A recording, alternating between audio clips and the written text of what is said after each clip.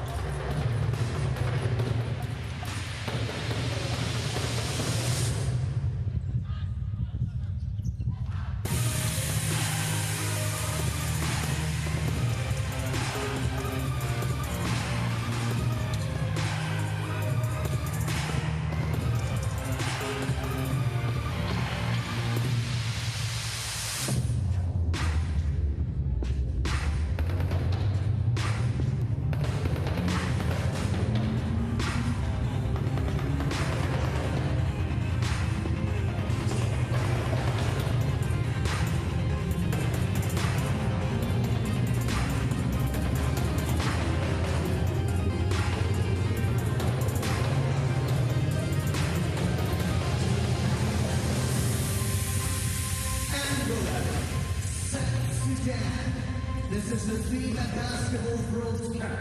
Win for all.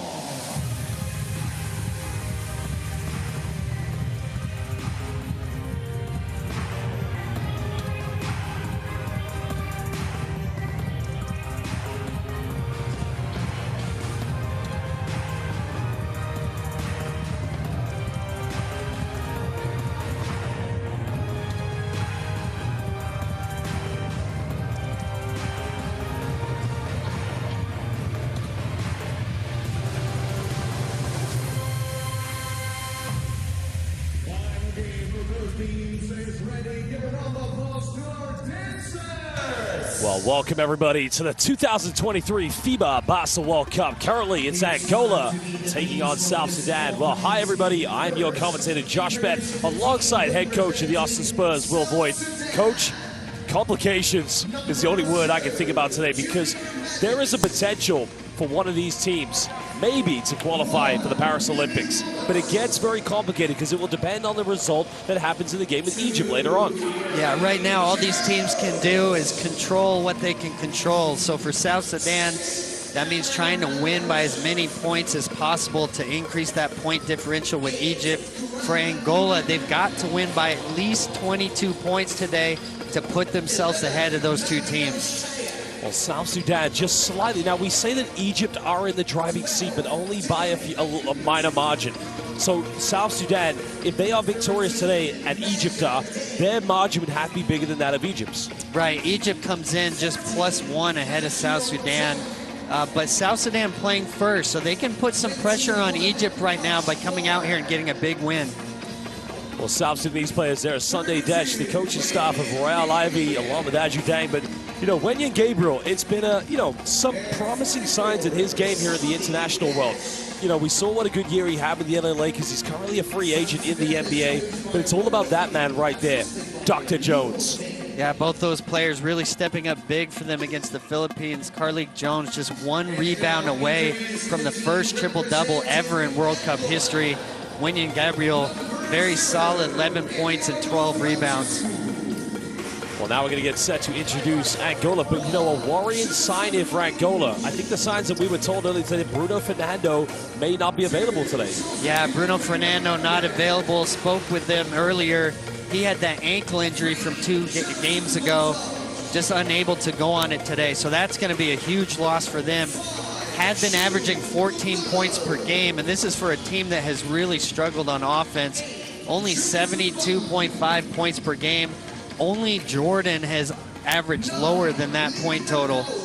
Well, of course, South Sudan, you know, that could go for them against them because, you know, at the end of the day, you have to realize that you coach the Angola national team. This is a basketball-mad country. These players, yeah, there is a one superstar, but there's also a supporting cast, a plethora of good players around them. The likes of Shilde Dundao, Lukeni Gonzalez, and, you know, Gilson Bango. If there was ever a today when they had to step up, now is the time for Angola. Yeah, and, you know, we see Silvio De Sousa coming out there last. They're going to need him to really step up and fill that void. For them, they have to find a way to make some outside shots. Shooting just 19% from three-point line. That's dead last here at the World Cup. They try to do it by creating extra possessions with their defense and offensive rebounding. Well, now we get set as the young superstars will come out. We'll show you the standings and the matchups. There's also a big game later on today. China will be taking on the Philippines. That's going to be a FIBA Asia Cup derby here in the 2023 FIBA Basketball World Cup. And you know this, our Arnesa Coliseum is going to be completely sold out for that game, Coach. Yeah, two really big crowds throughout this World Cup so far. Gilas trying to get their first win in this tournament, and for China, still alive for that Olympic berth. Well, now, ladies and gentlemen, we ask you kindly, if you are able to do so, to stand, pay respect and homage to the national anthems of South Sudan and Angola.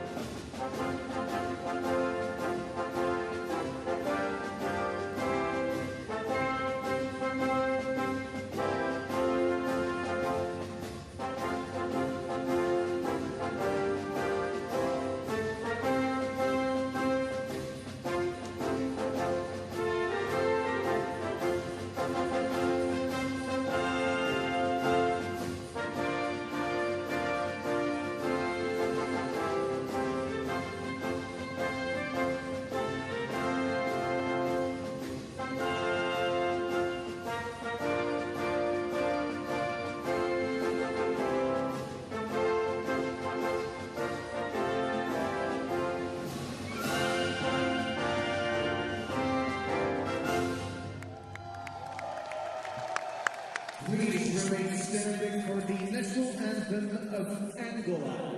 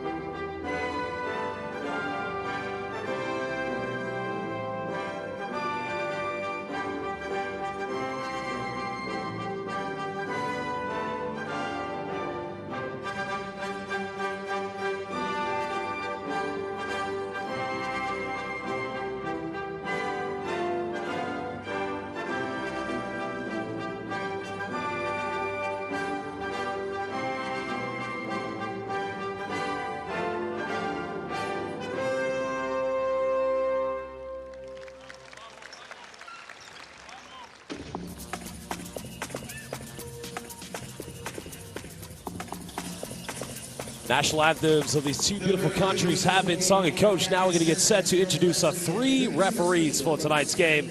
And again, we're very proud to have three of the very finest in the business. We have Carlos Peralta, Luis Castillo, and Gatis Salins coming from Latvia, España, and Ecuador.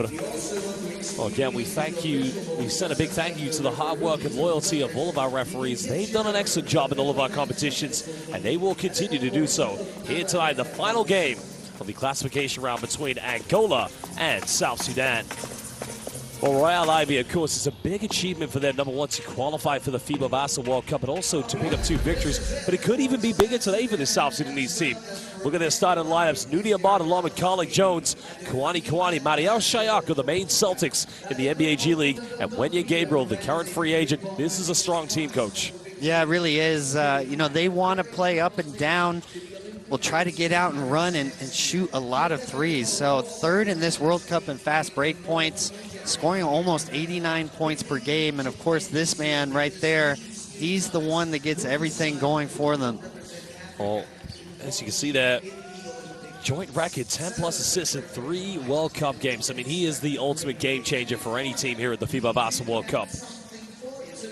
Well, Wenya Gabriel, you know, a lot of people have looked at his game and sort of said, you know, obviously expecting coming from the NBA that they'd expect more. But, you know, the way he's fit into this team, it's almost the same role that he had when he played with the LA Lakers this past season. Well, that's it. You know, you want to excel in your role. Just because you're an NBA player doesn't mean suddenly you become a different type of player. So for him, it's about being solid, really getting offensive rebounds, and finishing those opportunities out of pick and roll.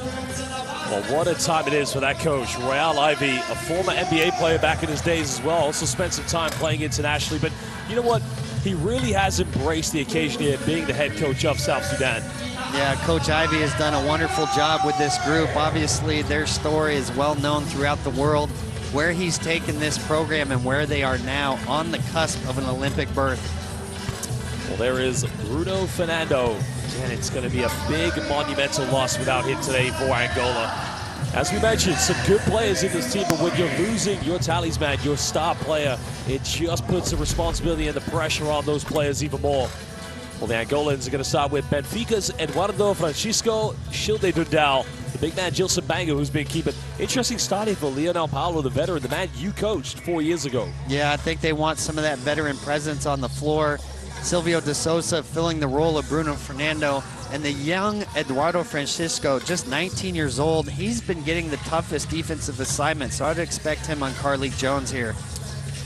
Well, Silvio de Sousa, probably one of the key players that's been the reason why they've been, you know, arguably the best, if not the very best, offensive rebounding team here at the 2023 FIBA Basketball World Cup. And again, this man here, 2 assists shy of a double-double against China. That was a disappointing game for Angola, because they were in the driving seat in the first half. They'll definitely look back on that game and think we could have won that one. Well, you know, China went to that zone late in the second quarter, and from that point forward, Angola really had no solution. Dundal just 1 for 7 from 3 in that game, and that's been the issue for Coach Claudos in this World Cup. He's got to find people that can make perimeter shots. They do their best to create extra possessions, leading the World Cup with 18.8 offensive rebounds and pressuring you, trying to force turnovers and get easy baskets. Well, Pep Claros, one of the more experienced coaches in international basketball, has worked with some big teams in the ACB, but now is the time. It's probably the biggest test of his career right now. He has to lead his team to a victory against South Sudan.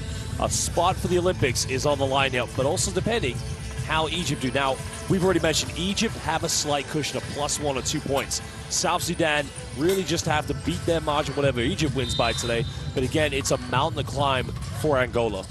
Yeah, it really is. Obviously disappointing for them that their star player, Fernando, unable to go. But this Angola team is gritty. I would expect them to continue to fight like we've been seeing, sometimes coming even with 4 bigs in their lineup, really trying to make this a physical game, see if they can grind out a victory here.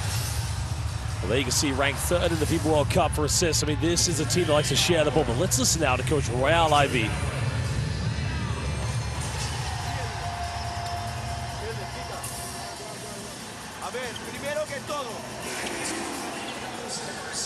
Ataque, vamos a ir side, cata, preto, side, cata, preto, você 4, você 5, se bola va dentro, corta rápido, posición, side, cata, preto, utiliza Iverson, sí, utiliza Iverson, lembrar que cata, lembrar que encuadra.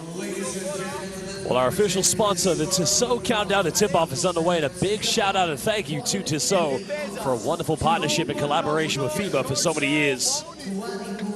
Catch the ball right about here. Wani, go to the corner. As that has happened, Leak, want you to... Childe, vas a ataque. Está Eduardo, Leo, Silvio. Oye, bola. Cuando tira árbitro, bola no va.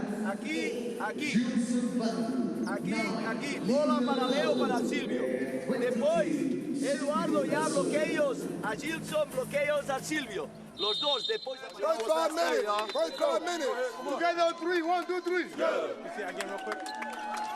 Well, Coach, what a monumental moment this could be for South Sudanese or for Angolan basketball. Remember, Angola have featured in the Olympics before, but a country that was only made in 2011, this would just be more of a monument, a new milestone for them in such a short period of history.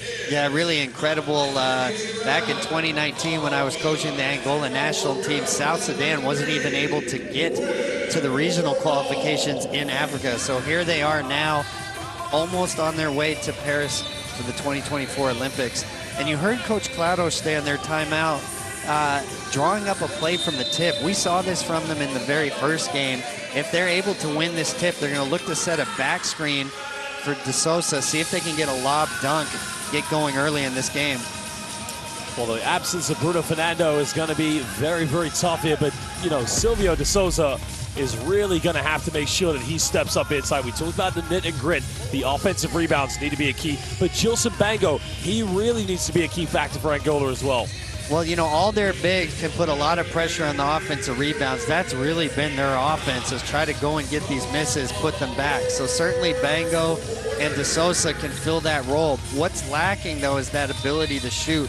Fernando, just one of 5 players on that roster who've made a 3 in this tournament. Well, good morning, good afternoon, good evening, and welcome here to the 2023 FIBA Basketball World Cup. Final game of the classification, South Sudan currently against Angola. Well, Dudy Amont here coming high, trying to throw down to Wendy Gabriel. Big man pump face goes up. No, but a foul has been called. It's already South Sudan getting an early and one. They'll go to the free throw line with Wendy and Gabriel. Yeah, great start here from Gabriel. The nice pump fake. Getting De Sousa up in the air, and you see Bango there on the arm. Good start there for Gabriel. Well, Angola do have an issue. Without Bruno Fernando, the rotation's going to be a lot smaller for them. So players such as Silvio De Sousa and Gilson Bango cannot afford to get into foul trouble. Gabriel makes the free throw.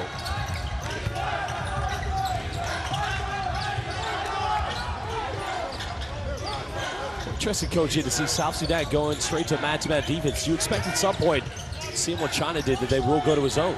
Yeah, I think it's likely we'll see some of that.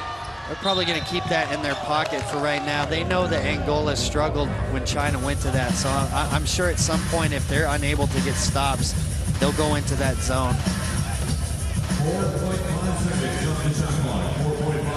4.5 seconds here on the shot clock for Angola.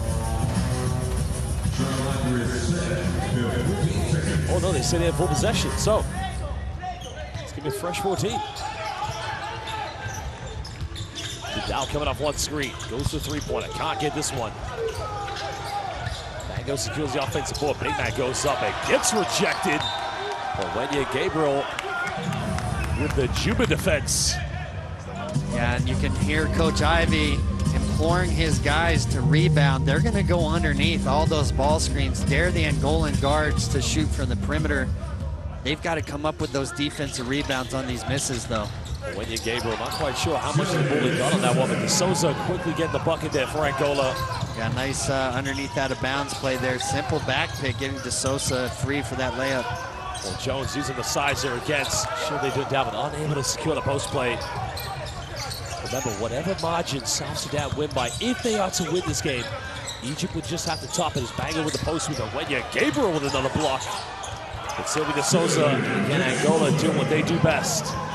Yeah, and it's going to be a war in that paint in this game. Angola's going to throw multiple big bodies in there, try to grind you down with post-ups and offensive rebounds. Dudy Amont making the penetration, drawing the contacts, and he'll go to the free throw line now for 2 shots.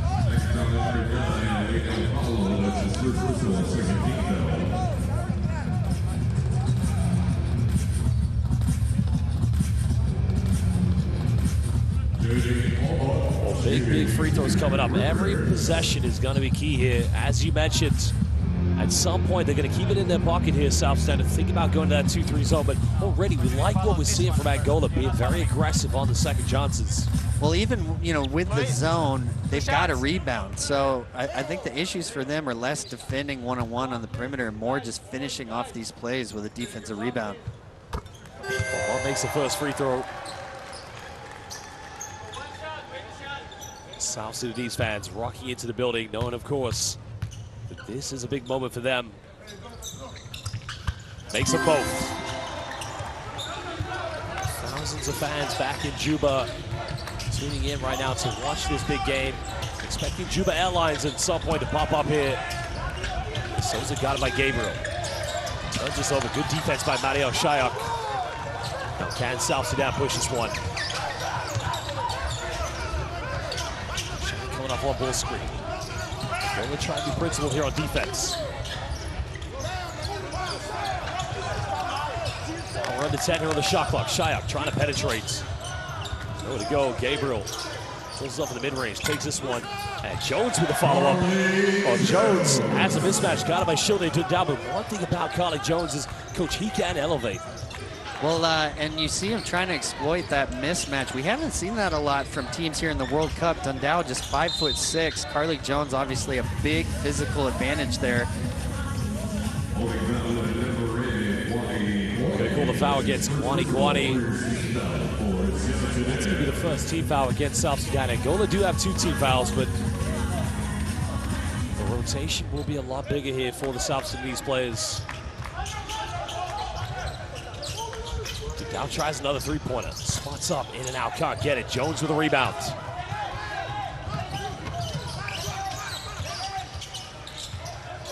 Trying to settle into the backcourt with a pick and roll. Jones crosses over, kicks out, finds Kwani. Kwani wide open in the corner. 3 is up, and it's good. Dime time coming from Dr. Jones. Yeah, beautiful kick out there. Jones getting into the heart of the paint, finding Kwani in the corner. That's something we've seen from South Sudan in the FIBA AfroBasket qualifiers, World Cup qualifiers, and currently here at the World Cup. This team will shoot from the perimeter.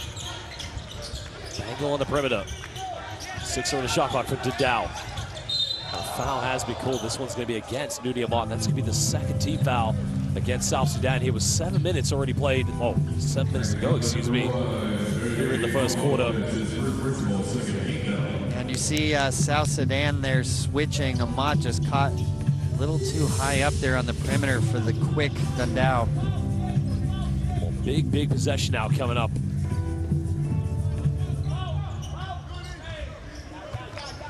Coach, one thing Shilde Dundao gives his team is he is just so explosively quick. I mean, he's able to break defenses down. I mean, Paulo tries a three-pointer, but another offensive block rejection. Well, that's a 3rd block for Wendy Gabriel, but it doesn't matter. As Shilde Dundao knocks down the three-pointer. Well, if you're South Sudan, you just can't give up so many extra possessions. Eventually, Angola will knock down a 3, as we saw there from Dundao. They got to find a way to control these defensive rebounds.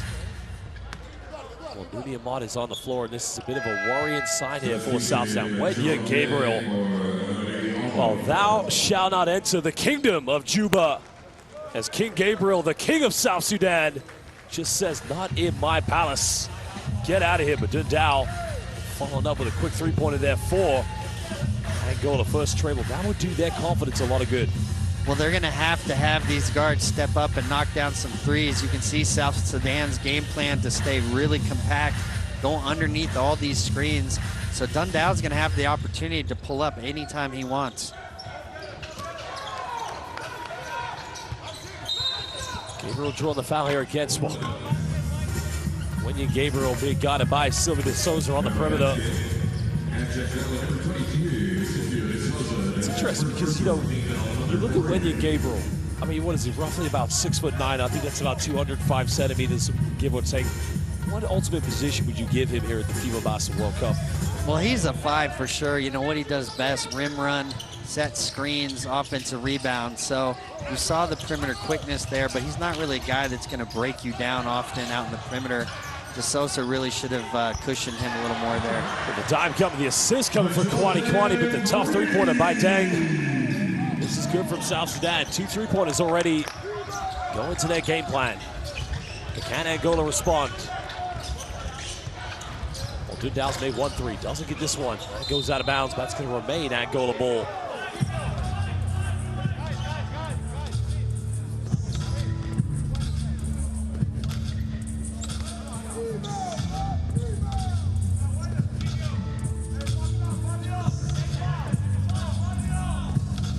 So Lionel Paulo will inbound this for Angola. They trail by 6 points. Well, Angola can't take a lot of confidence that they are hanging in there without Bruno Fernando, but remember, they'd have to win this game by 22. Another foul's going to be called. This one's against Dang, so that's going to be the 4th and final team foul. Oh no, it's the 3rd team foul, excuse me. Yeah, but you see the physicality on display here. The Angolan bigs really going to try to get down low into those low block positions, turn this into a physical, grinded out type of game.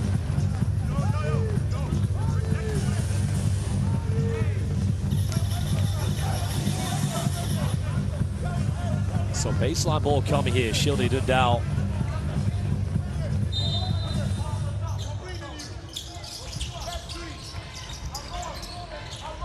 Angola's still trailing by 6 points. So far, they've settled into the game okay as Dundao makes a penetration. Dribbles into traffic. He turns this one over. Now, can they push this one?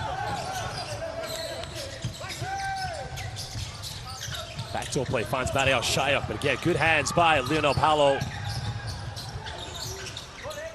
Angola just scrambling with the ball. Francisco baseline. The foul has been called, so again, South Sudan just losing their discipline right now. Brits will struggle to deal with the penetrations from Angola. That's going to be the fourth team foul, but it will be free throws coming up here for Angola. Yeah, well, nice take there from the young 19-year-old. Kwani having to do a better job on that closeout of containing. You see them consistently going underneath on Dundao. They need that same game plan for all the perimeter players of Angola.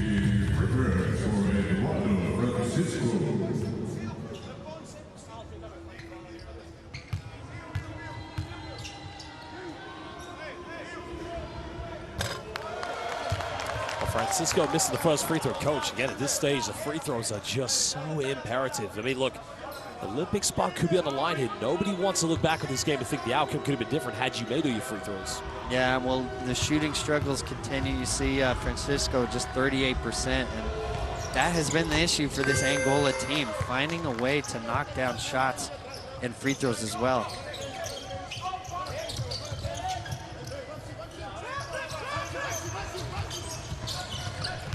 Jones down the middle, throws up, and again, the king of South Sudan just went up Juba Airlines and connected with the alley-oop. Went young Gabriel. That is what he does best. Yeah, and you see South Sudan in the zone here for the first time.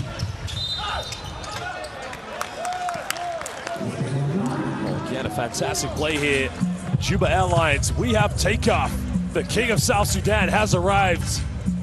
He just skies over the Aradana Coliseum. Great pass there from Carlik Jones, a one-man press break, able to beat Dundao, get all the way into the paint there. Nice pass from Jones.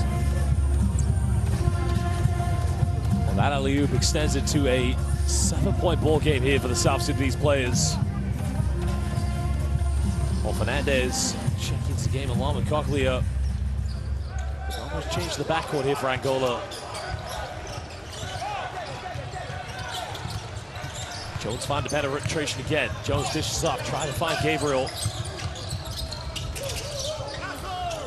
Dang's made 1-3. Can he go for another one? Puts it up. Almost cut the ad one there.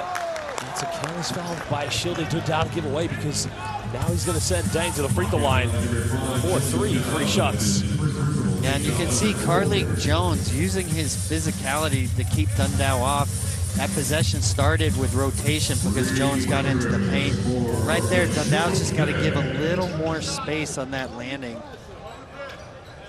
So he has, the thing is, his right foot has landed between his left and his right. So there isn't much contact, but as you said, it's the spacing that, prevents the foul, correct? Right, you have to give the offensive player enough space to land. It's really a rule that is in place to avoid ankle turns, right? If he lands on the foot of the defender, you can see some bad injuries that way. And in this case, Dundao just a little too underneath him. Well, that's why it's such a silly foul to give away, because you haven't necessarily made any contact with anybody. But at the same time, as you said, you've impeded by not obeying the rules, the spacing, because as you said, ankle injuries are what happens. Well, especially with Dundao, he's giving up over a foot there on Dang as the perimeter shooter, so really not much he can do in the way of bothering him. A big moment now here for Angola, trailing by 10 points. Yeah, South Sudan back in that 2-3 zone. They saw the success China had against Angola. And it's bumping. Nice bump here in the paint. That's a much better way to break down the zone defense. Yeah, nice job there of the low post entry, going low to high. Find that gap in the defense there. Kokila with the little floater. Wanted Jones, got it by Shildy Dundao. Jones in the lane, goes up in the mid-range. Again, 6-out-1. He is just simply clutch whenever he gets inside the mid-range. Well, he has such a physical advantage against Dundao, and he's really exploiting that there. Nice finish through the contact on the mid-range pull-up. 8 seconds over the shot clock. To Dow. Finally Francisco. This is Tower in the defense. Gabriel Towers for the rebound, and the foul is going to be called. And that's the final team foul. So it's going to be 2 free throws coming up here for South Sudan. Nice job there from Gabriel. This is the issue. They've got to finish these defensive rebounds. They're going to have to be physical on every block out. Nice job there of Gabriel, keeping his man on his back there.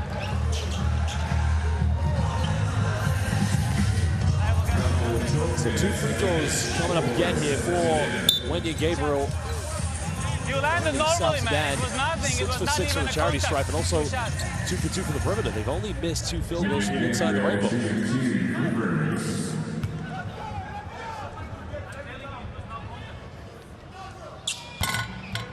That's their first missed free throw of the game. You know, comfortable right now here for the South Sudanese players, but there's always the fear of an Angolan comeback. Remember, South Sudan need to win by as many as they can to really put that pressure on Egypt. Well, and we've seen this from Angola before. They've made some comebacks throughout this tournament. Their defense is so tough. They're able to force turnovers into the open court, and that's really been what's missing for them so far. Unable to get any transition opportunities. South Sudan doing a nice job of getting back. South Sudan staying in this 2-3 zone. They're going to need to learn the mistakes from China. Can they break it down? Gonzalez now, bit of time and space. 3 is up, still no good. They secure the rebound, but can they get numbers ahead? Jones step back, 3-pointers up. 3 is good. Well, again, Angola just checked in for an appointment, and Dr. Jones is ready for service. Yeah, big pull up there from Carly Jones. He's been so good to start this game, doing it in every way possible. We saw him on the offensive rebounds. We saw him penetrate and kick out, and then this time taking it himself in transition. Well, timeout now to Pep Claros. His team currently trailing by 14 points thanks to Carly Jones. Let's listen to what he has to say. No puede ser, no puede ser. En ataque, contra zona. Jogas 3. Jogas preto, jogas medio. Más Antonio, pasa rápido, que perdemos 7 segundos. Pasa rápido, sube, aquí hay un bloqueo. Tenemos 5 bloquear, aquí está la bola. Tenemos otro jugador. Este jugador pica solo, ya la picará. Pero lo que es importante es que después del bloqueo, oye, eso pase rápido.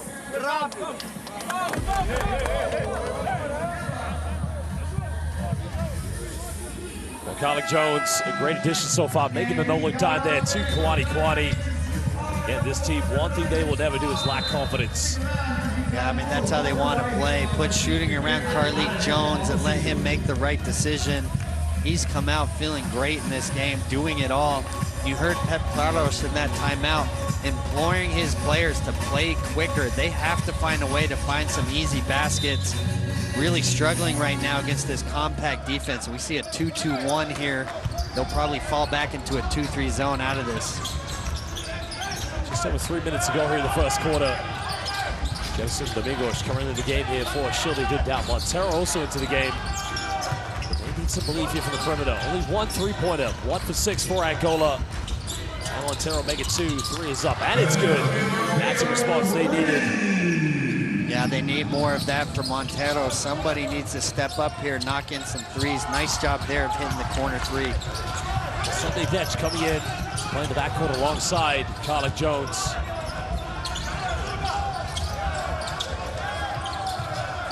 Danny heavily defended. Goes up for another 3. That's the first missed 3-point attempt here for South Sudan. 11 points of separation. Another kick out. Montero made his last 3. Come get back-to-back. Real fights on the rebound. Jones has the ball in his hands. He becomes very deadly here for South Sudan. He's now Peter Jock for a 3-pointer. Again, this team, it's like checks and balances. Anybody steps into the game. Well, that's what they want to do, but Peter Jock especially has had an incredible World Cup, knocking down almost everything from 3. Well, currently playing for one of the best teams in France in Cholet Basket. Can he get it going? He hasn't replicated that same 3-point shooting form that we saw against the Philippines. Yeah, he's really struggled since then. He's got to find his rhythm on the offensive end. Jones just putting on a clinic right now. Dr. Jones. Yeah, and you see Jones with the physical matchup over Dundao, and now Domingos really taking advantage of that size.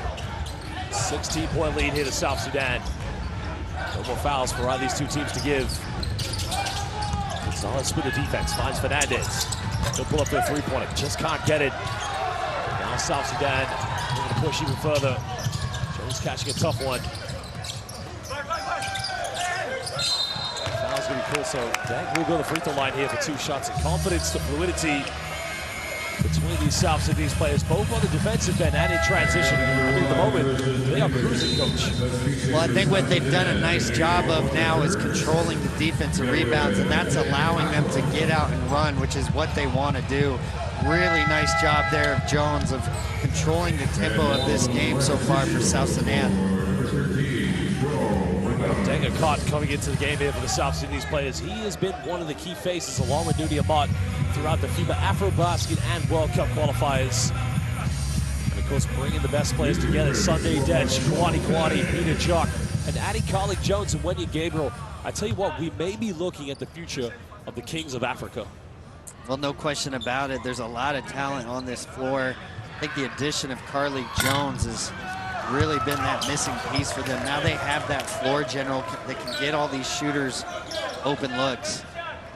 You got to think if Bruno Fernando was playing, how this game would have panned out here in the first quarter. I mean, we got way more time to play. Anything could happen. You mentioned it. You can never count Angola out. But again, not having your superstar, it just makes it a lot tougher. Yeah, and you see the disappointment on his face. I know he wants to be out here with his teammates. Angola, historically, just one of the best basketball players you can find. That's a much better play there by Jerson Domingos. That cuts it out a 14-point ball game. Another player that you used to coach. Yeah, you know, and Jerson Domingos, another player that can get going from the perimeter. He's going to have to make shots. This is the game plan of South Sudan, to go underneath all these screens, dare these shooters to try to knock them down. They're going to call a moving screen here against Dengakot. That's going to be, because that's an offensive foul, it's not a team foul, so it won't be free throws, but Angola will get it back. Trailing now by 14 points.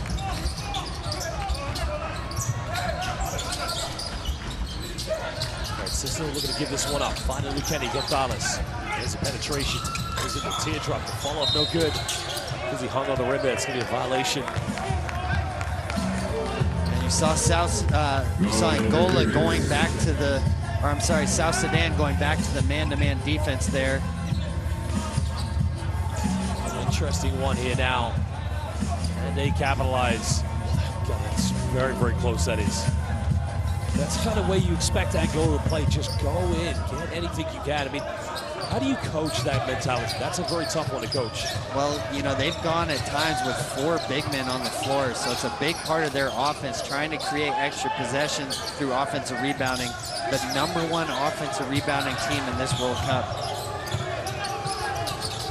Peter Jock pump fakes, pulls up in the mid-range, takes it, doesn't get it. But ladies and gentlemen, at the end of the first quarter, it is South Sudan to lead this one, 30-16 against Angola. Final game of the classification. Coach, a potential Olympic spot on the line. Remember, Egypt, with a little cushion, they will take on New Zealand. That will tip off in roughly 15 minutes. Right now, it's all about South Sudan cruising in this game.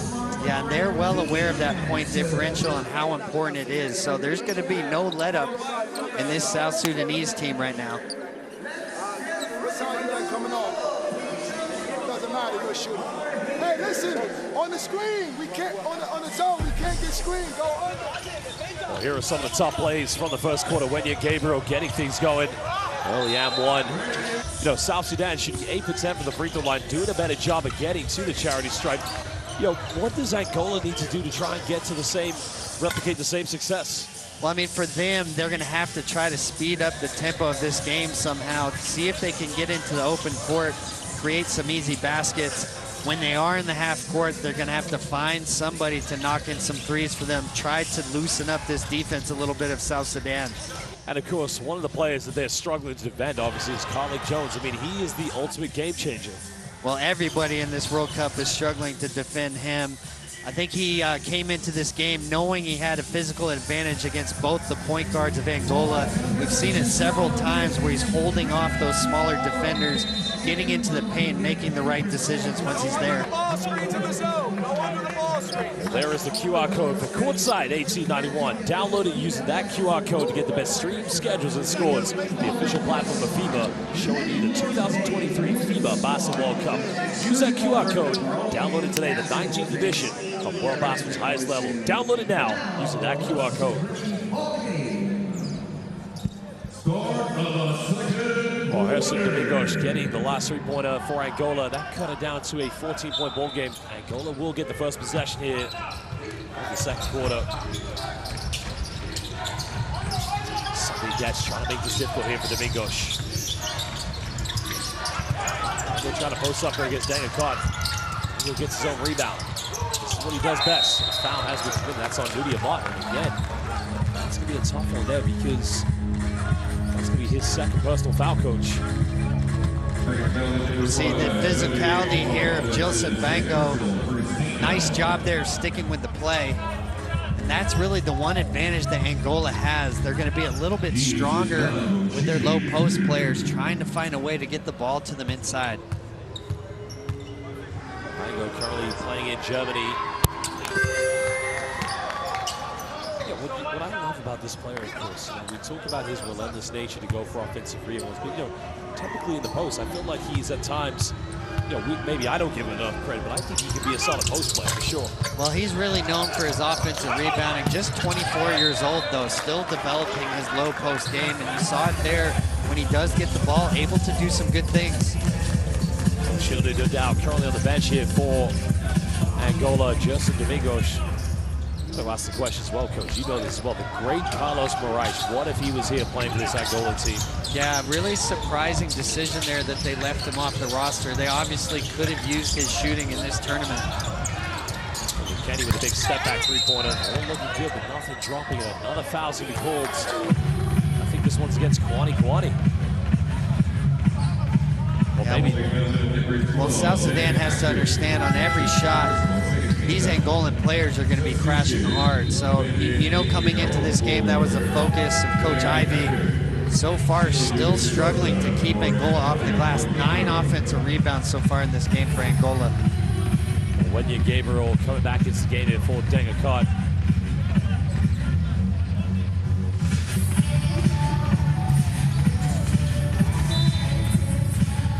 Also waiting for the tip-off between New Zealand and Egypt, because that game will have massive implications on this one as well. A good defense by Sunday Detch. Detch's going to go all the way. He finishes this one in transition. A nice finish there.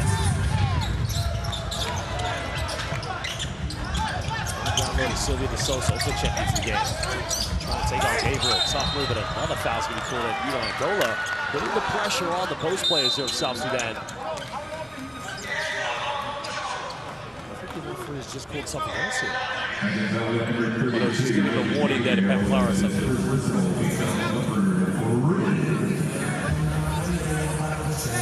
Oh, great suffocated defense. I need to call him the South Sudanese Spider-Man because everywhere on defense, he is all over his players all the time. He's such a relentless defender. Yeah, Sunday Detch has done a really nice job at this World Cup, pressuring, extending when he comes into the game, being that spark plug for them off the bench.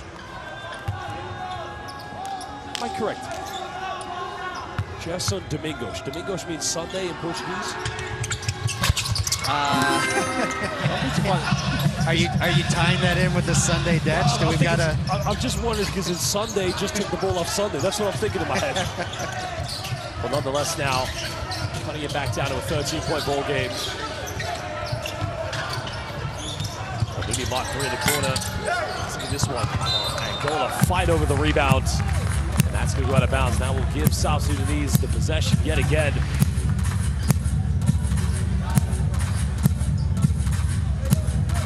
Well, that's just lack of communication there. Francisco had the board, and Sylvie De Souza, the veteran player, should do better there.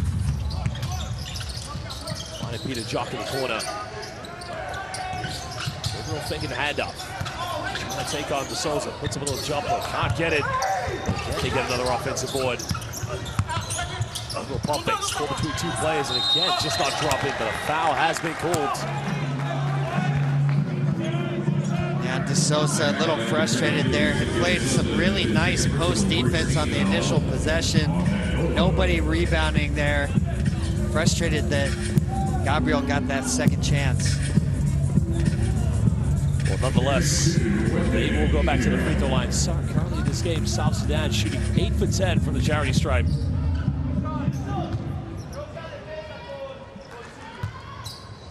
Well, Wenya Gabriel, so far just been a relentless warrior here for the South Sudanese team. This is his second free throw of the game. If there's one part of his game that just probably needs a little bit of improvement, it is that perimeter slash shooting, of course. I mean, look, you can understand he is just such a workhorse in and around the basket because he offers a lot that, requires him to be very, to use his strength. But so far, I think he's been fantastic here at the FIBA Basketball World Cup. Yeah, well, a big double-double for them in their last game, and kind of picking up here where he left off. Already 7 points and 4 rebounds in this match.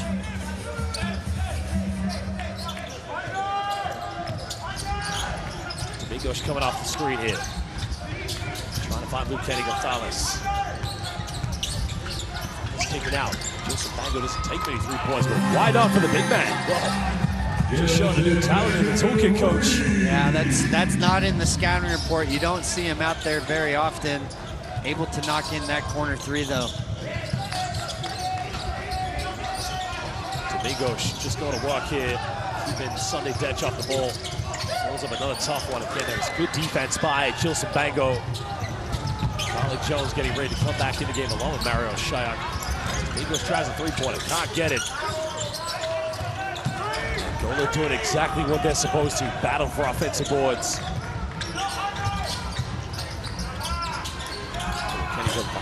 They're looking good, coach. They're all looking good, but they just don't go in. Well, South Sudan's going to try to go underneath every one of these screens of the zone, so they're going to continue to dare these perimeter shooters to knock them down.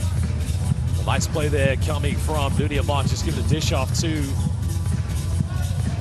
Wenya Gabriel. Of course, the foul's going to be on Justin Dominguez.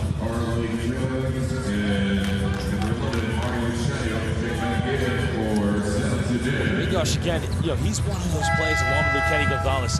He has to make sure that he keeps shooting both the rim. They're going to continue to play a 2-3 zone. You've got to stretch it out by making perimeter shots. That was a point you made for Angola against China. Yeah, it really is. I think at this stage, everybody's seen the shooting struggles that they've had. You see Dundao coming back into the game. These guards for Angola are going to have to find a way to knock in these shots. South Sudan's going to stay compact and dare them to beat them from the 3-point line.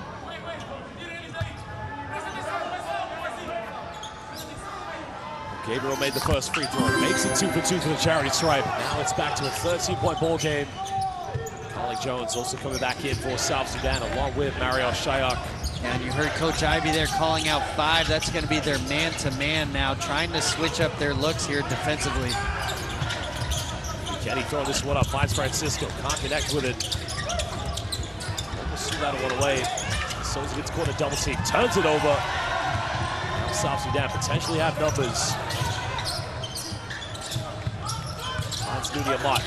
Mott penetrates, contact, got it! And he's going back to the free throw line here for the 3-point play.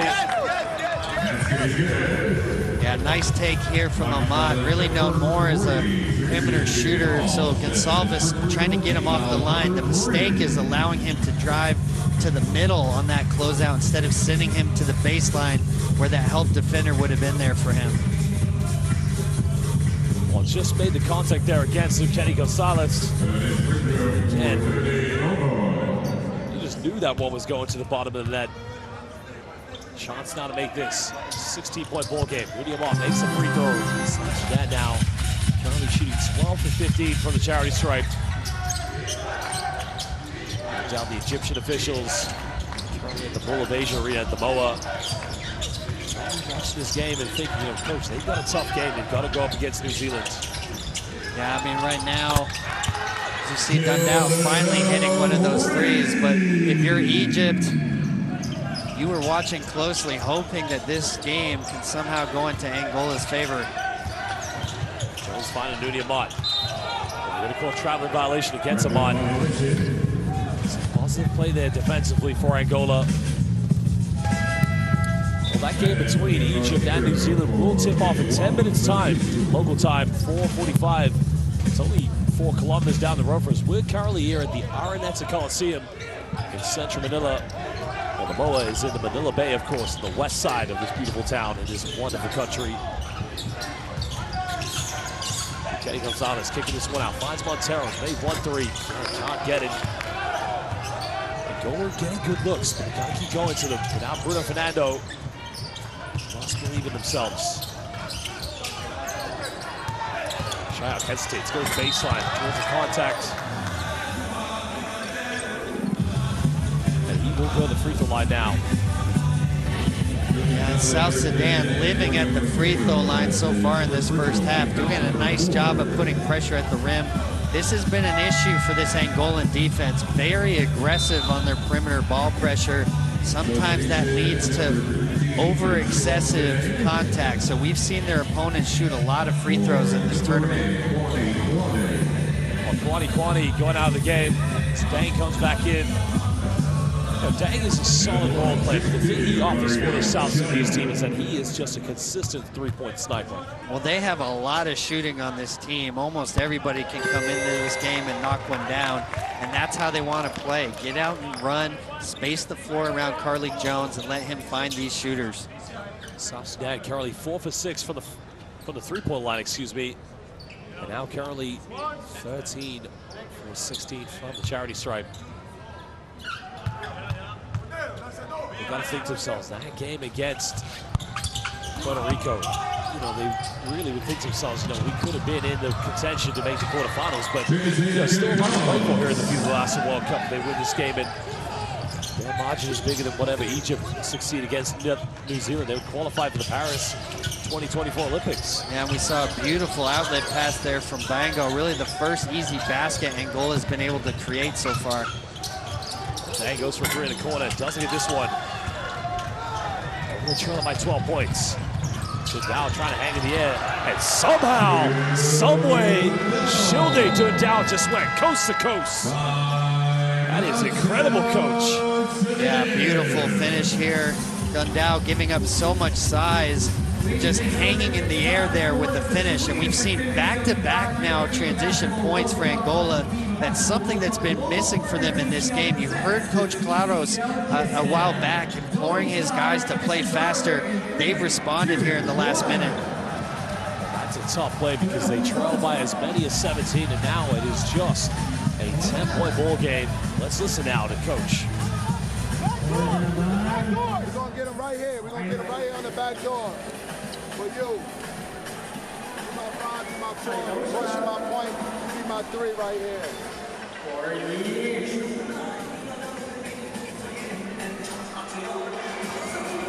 Want you to set it? Back door right there. If nothing, if you don't have that, take it down here. Now we got a 3 side, so he's shaping up. He's over here. Pick and roll. You roll. Get to the rim right there. Well, Coach, he has been a major input so far here throughout this FIBA Basketball World Cup. 8 points tonight, but he's going to have to lead if they're going to have any chance. Remember, they have to win by 22, but, you know, for Angola, for them, it's also about spoiling the party for South Sudan as well. Look, this is the battle for being the kings of African basketball. Yeah, no question about it. Right now, they're just trying to climb back into this game. And a big 5 points for Dundao since he's come back in here. He knows that South Sudan's going to dare him to shoot from the perimeter. Came in and knocked in that 3. Let's see if he can find a rhythm from the perimeter and force South Sudan to start going over these ball screens. Well, Jones there in the backcourt, got it by Shilde Dundao.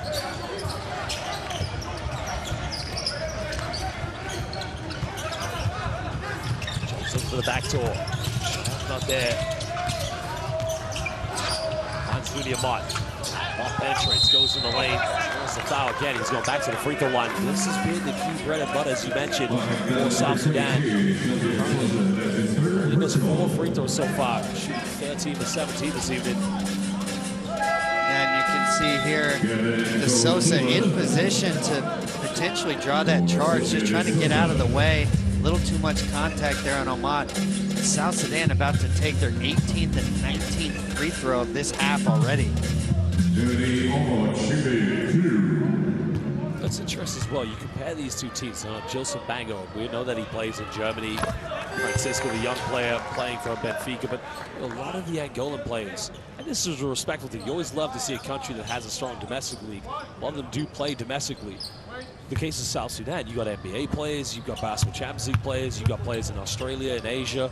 I mean, it's almost a melting pot for bringing different cultures together. Well, you know, it's a blessing and a curse. So the Angolan domestic league, one of the strongest in Africa. Because of that, a lot of these players stay home to play versus South Sudan, where they have no choice but to play in other leagues. But as a result, get exposed to a lot of different basketball at a high level.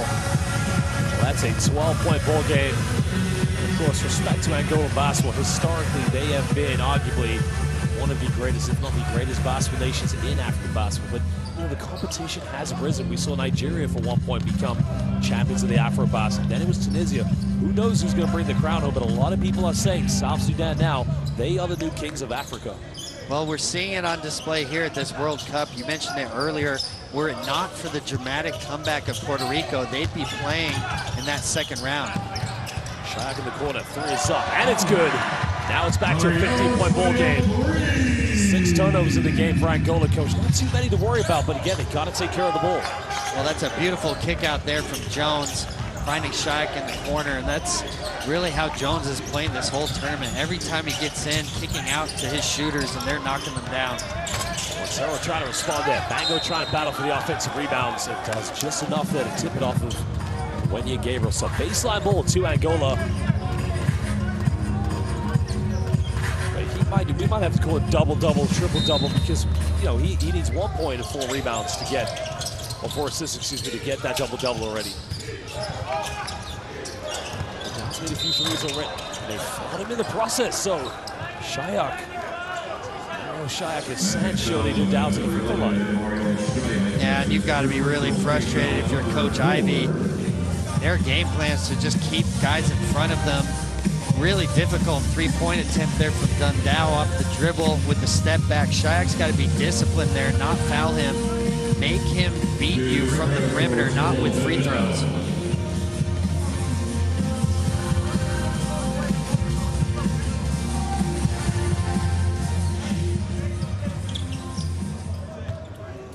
Two free throws coming up for Shilde Dundao.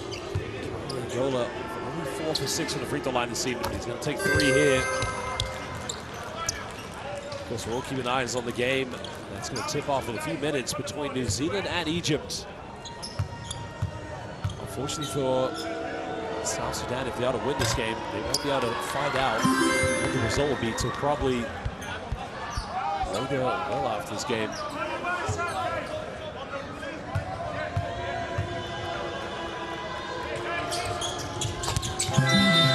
Shilde Dundao makes it 3 for 3 for the charity stripe.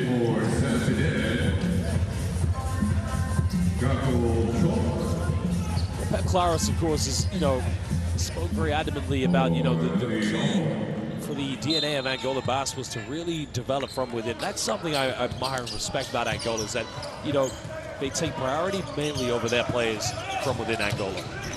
Well, we mentioned it before, one of the stronger domestic leagues on the continent. We see the beautiful finish there from Carly Jones. And there's a lot of young players coming up. 5 players from Angola participated in the last NBA Basketball Without Borders camp. So there's some very promising young guards coming through the pipeline, but they need to improve their shooting overall to get back to the top of African basketball. Jones going to the free throw line again. That's a 3-point play here for Dr. Jones. And a chance to extend this back to a 15-point lead. Pep Claros just having a strong word there with Shilde Dundao. It's tough when you set those ball screens if you're defending Carly Jones, because you can't go on. He's going to shoot the 3. If you chase him, he's going to get right to the rack. Yeah, he's a tough cover for anybody, especially when he's knocking down 3s right now. And if ever there's a game he could have that triple-double, it'd be this one. A lot of rebounding opportunities with Angola's poor shooting. Find Montero, goes baseline. Looking for the kick out. There's the pump fake by Kenny Gonzalez. He tries to throw it. It's on target, but it's just not dropping for him. Coach, he's got the right arc on his three-point shot. He takes good shots. They look like they're going in. They don't look like low percentage shots, but they just refuse to go in the cylinder. Well, the struggles continue for Angola. Just 5 for 19 right now from 3. Ankle breaker time. Jones goes up. Again, might have a few broken tendons. What do they call here? Well, it's a good case when you need to go to the doctor for treatment, but what about when the doctor breaks your ankles? Well, a little bit of an insult to injury here. So as he's falling down, you see Jones create the contact there, and he has just been in an unbelievable rhythm in this game, really the whole World Cup. Just the one struggle against Serbia when they were very aggressive with their pressure on him. But what a tournament Carlik Jones has had in his World Cup debut. Well, Dr. Jones currently the moment here for Sudan. That free throw now goes up to 13 points. He has 4 rebounds and 6 assists. That's incredible. He is almost near a triple-double here.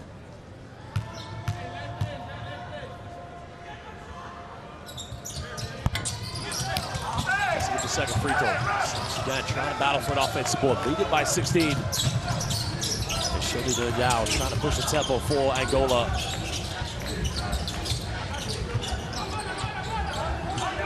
It's heading on the shot clock for the Angolans. Dow's made a few threes tonight, goes for another one. Man, this guy's starting to become unconscious here for Angola. Yeah, and that's going to be the game plan for South Sudan. They want to go underneath these ball screens. I think it's going to take a few more makes from Angola before they change that coverage. Oh, Dr. Jones just going to work at the moment. He is putting on a clinic, an operation of greatness. Well, Carlik Jones currently just dominating on both ends of the floor.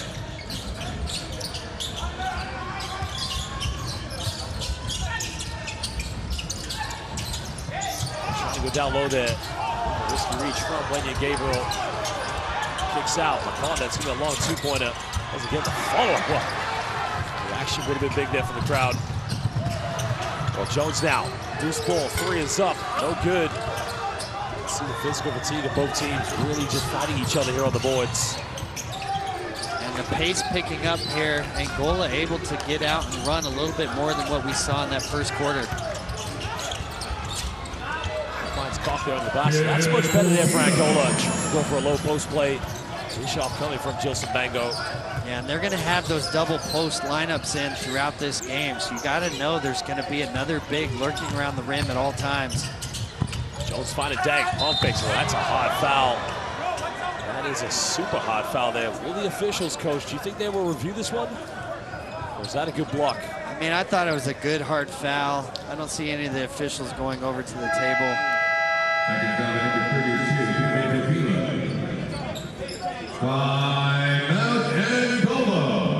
Timeout to Angola. I think, well, hold on. The officials are talking right now to each other.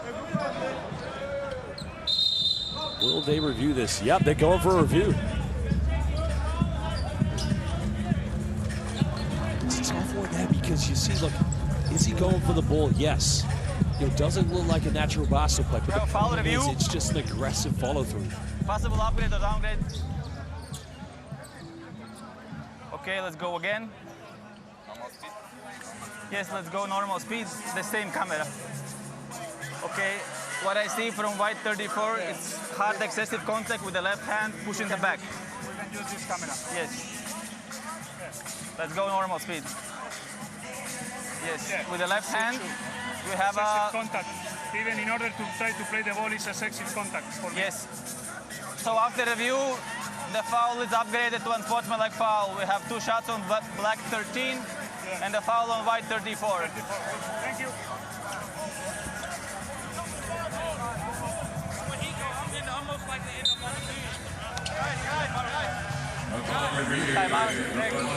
The coach go inside to the player. We have a man we got a sub. Coach, he must sub out because you came on the court. You got to sub out. He cannot.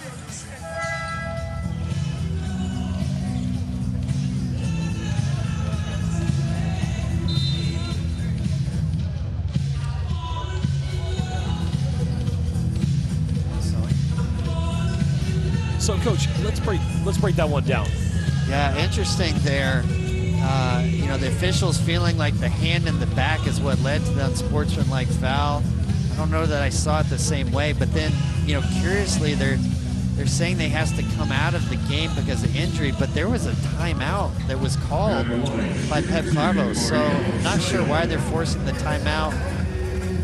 Forcing the substitution, but in some ways that benefits South Sudan, able to pick the shooter that they would want in that instant. So a lot going on there with that play. Again, in the international game, it's always got to be very exact and precise how you time your blocks or any challenge defensively, because, you know, we talked about this yesterday, when you're trying to give fouls away, that's when you really need to be careful that you don't give away a silly one, which could be upgraded to an unsportsmanlike foul. Yeah, I mean, honestly, I thought it was just a good hard foul. You know, when he's up in the air like that, probably going to want his arm to cushion some of that landing. There was a little bit of an extension there. You know, if anything, I think he's just penalized because he's bigger and stronger. So, you know, Dang obviously giving up a lot of weight there. I saw him with the hard landing, but I didn't quite see it as unsportsmanlike. Trying to get the ball inbound to Jones. Under 2 minutes to go. Many fans back in South Sudan. The beautiful city of Juba, all over the beautiful country watching. As around Angola. Shot kicks out. Jock three. Corner. Doesn't get it. Look out quickly. No look time. Find him Makonda. Maxing around. Can't get it. Look at loose ball. Jason Bango. Just can't get it to drop. Now it's under 90 seconds. They need to be precise here in the first half. Yeah, missed opportunity there. Nice job of Dundao on the fast break. Just couldn't convert it. Well, Jones just getting caught into traffic. That's better defense from Angola. Trying to crash the lane, but also preventing him from having an easy kick out of the corner to Peter Jock. Yeah, one of the few times we've seen Jones get in and not be able to deliver it. Just his first turnover so far in this half to 7 assists. He's done an outstanding job of running this offense so far. 1:15 to go. Angola still trailing by 15.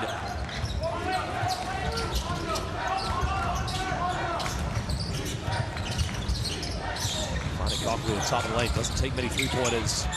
Goes up and gets rejected. Well, Dang just said to Cochlear, get out of here. Well, Cochlear took this one and Dang just said, adios. Goodbye. Welcome in the kingdom of South Sudan, but we have a timeout now. These two teams want to talk it up. Let's listen to Coach Pep Claros.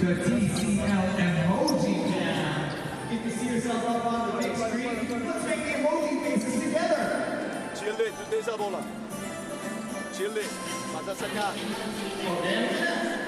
Gerson. Dimitri. Coquila.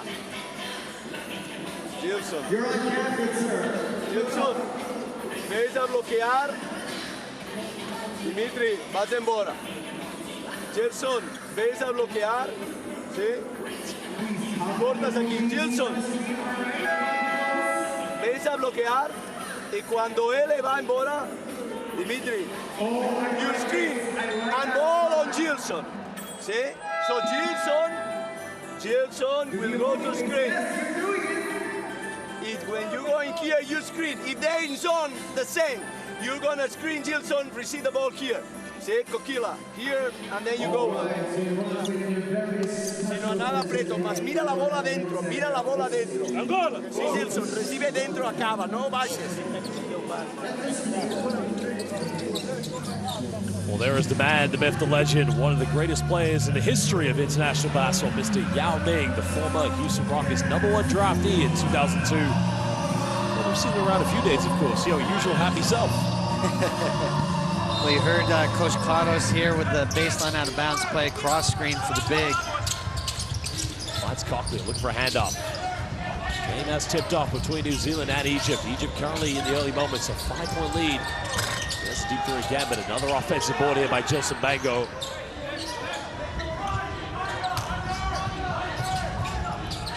Dominguez pulls up for another three-pointer. Well, they're getting looks, but just not dropping them right now.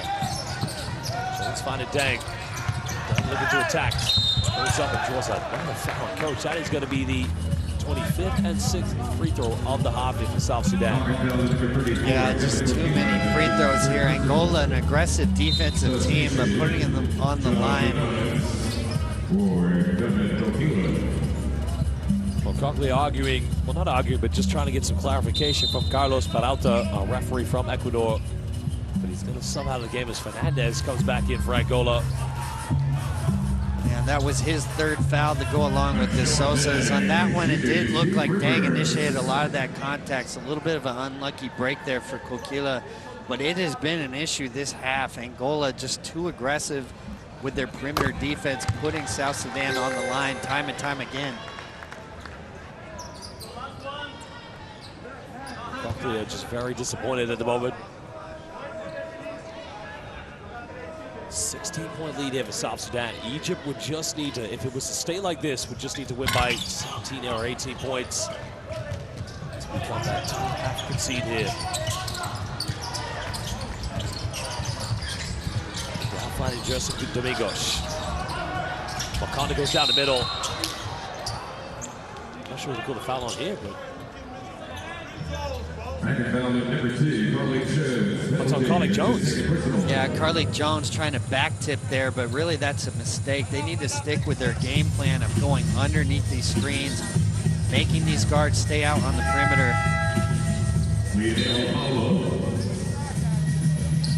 16-point lead still here to South Sudan as Lionel Paulo comes in for the last 21.6 seconds. Great move by Pep Claros.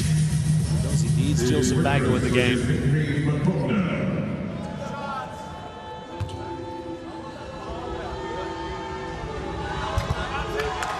Well, free throws just so imperative at this moment.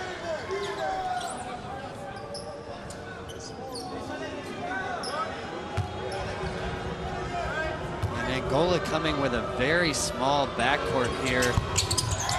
Really overall lineup, they have Paulo at the 4 with the 3 small guards. Let's see if South Sudan tries to go to inside with one of these matchups. Gabriel now looking to go all the way. He wasn't caught, but an offensive foul's gonna be called. A great job by Lionel Paulo. Even better job by Justin Domingos, just face guarding Carly Jones, not allowing him to catch the ball, Coach. Well, Carly Jones, nice job there of setting the screen, but I thought Lionel Paulo was in the restricted, well outside there. Nice job, Lionel Paulo, getting outside of that area. But Carly Jones with a nice adjustment, being denied there, became a screener, able to get his teammate downhill there, but Paulo with the great help side defense to draw the charge. That's exactly why Pep Claros brought him into the game now with 11.2. He's put all his shooters on the floor. For early stages, halfway played in the first quarter between New Zealand and Egypt. Remember, that game has big significance, relevance. This one's 9-9. If it were to stay like this, if South Sudan were to win by 16, Egypt would have to better that margin. There's a jump there by Shirley Dundal, unable to get the and one, but he'll go to the free throw line. 2 shots, 1.2 seconds left here in the first half. Yeah, and South Sudan has lost that compactness from their defense that they did such a good job of in the first quarter. You see there, caught on that perimeter switch, they're now able to get downhill, but they want to go back to the way they started this game, having bodies in the paint, making these guards beat them from the outside. Dundal making his free throws so far here for Angola, and that's what he was 3 for 3 from his last trip to charity stripe. He's fouled on the three-pointer in the corner by Mario Shayak. Now he's 5 for 5, cutting it down to a 14-point ball game. Timeout now here to Coach Brown Ivy. He's at 1.2 seconds to try and draw something here for the final possession of the first half. All right, ladies and gentlemen, we definitely are looking forward also to a break between the first and second half, and you can use the break for the best visit because you can get your piece of action with the World Cup merchandise. There's something to remember. You can get t-shirts, tags, zip the mask, everything is available at the No puede faltar faltas al primer pase. 2, 3, 5, the 4 you can run. crisscross, go to the corner. By one, I just want you to come here and just go like that. This guy go to the corner, try to throw it to the 5 right there. That's you, Jookie. I want you to be the Jookie. Right, you catch it, just turn and shoot it. Yep. No foul. Who can make that pass? Well, Yao Ming enjoyed the occasion with one of our executives, Pat Collar. Again, really loving this occasion here, but you have to go back to the previous mistake I made. Of course, if South Sudan were to win by 16, then Egypt necessarily would more or less, they'd have to win by what, 14 is it? Or yeah, that's right. Egypt coming into this game with a +2 point differential.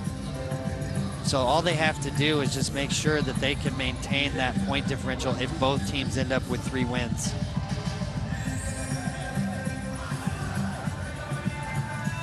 So the margin of what South Sudan wins by is, I guess, 3 or more. Then Egypt and South Sudan would be. There's the long NFL pass.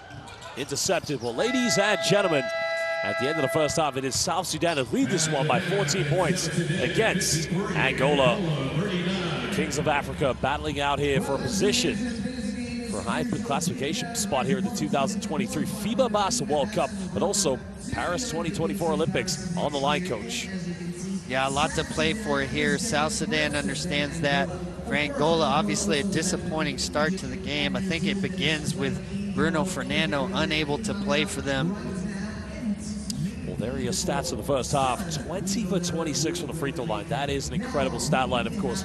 Only 13 free throws for Angola, but the three-point shooting has improved for the Angolans in this game, Coach. Well, they're going to have to knock some shots down from the perimeter. That's going to be South Sudan's defense. Really stay tight, keep them out there, and make them beat you from the three-point line. Well, South Sudan leading the assists, while Angola, no surprise to see them leading the rebounds. Carlick Jones leading South Sudan with 15 points, but Shildy Dundao at the moment trying to keep Angola in this game. They would have to win this game. What was it we said, by plus 22 points at least? Yeah, I think for right now, it's just about getting back into the game. You can see where you're at the fourth quarter, and, trying to make that win. But as you mentioned before, it's about playing for pride, trying to establish who are the Kings of Africa. Well, now we're going to look at the player tracker of the game. Carlick Jones, 2 assists and 6 rebounds away from a triple-double, but phenomenal stat line there by Shildy Dundao. 16 points, 3 rebounds, and 2 assists. I mean, he's been phenomenal. Well, he really came alive when he came back into the game. Started off just 1 for 4 from the three-point line. When he re-entered the game, found his way offensively there. Well, here are some of the key plays now. Sunday Detch taking the ball off Sunday, or Jessup Domingos, as we said earlier. But again, big defensive play there. Those are the turnovers that Angola just cannot afford to give up here in this game. Well, that's that Sunday on Sunday crime you were talking about there, the great theft from Sunday Detch. I like that. The great crime, the Sunday on Sunday. Beautiful, that one. And that was a surprise to us, too, because Joseph Bango, I don't think he's taken a three-pointer in the World Cup so far. Well, he definitely is not, and that is not what he does. But when you're struggling from 3 as a team, you will take them from anybody. Well, there was a three-pointer coming from Justin Domingos. What a diamond transition. Finding Lucani Gonzalez. Yeah, beautiful outlet pass here from Bango. Lucani able to finish that, and that's one of the few easy transition points they've been able to generate so far in this half. Well, again, look at this by Shildy Dundao, just going coast to coast. The smallest guy on the court. I like to call that Mighty Mouse. Yeah, beautiful finish there through the contact. Well, there's a kick out, finding Mario Shayok. South Sudan currently in this game, 9. Well, excuse me, actually, they're currently 5 of 10 from the perimeter. Interesting to see that Angola has more three-pointers than South Sudan, but the percentage definitely better for the South Sudanese players. Well, a big part of that are the free throws, so South Sudan doing a nice job of attacking these closeouts, getting to the free throw line. Dang with the rejection there. South Sudan at 11 minutes. Where are you from? You're from...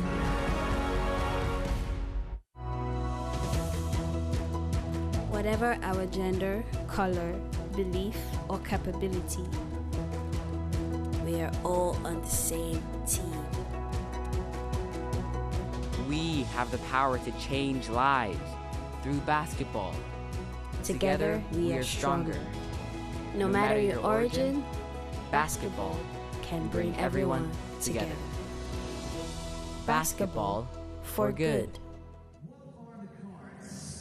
Because there is one jackpot that in case that Michaela gets the jackpot, then she is receiving a big prize. In case she will do the X, no prize for Michaela. So Michaela, you got 3 choices, and you don't need to say anything else, just the letters, you know?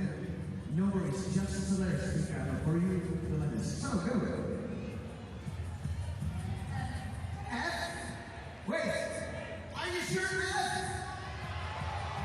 It seems that people in America like to lost because F is our jackpot!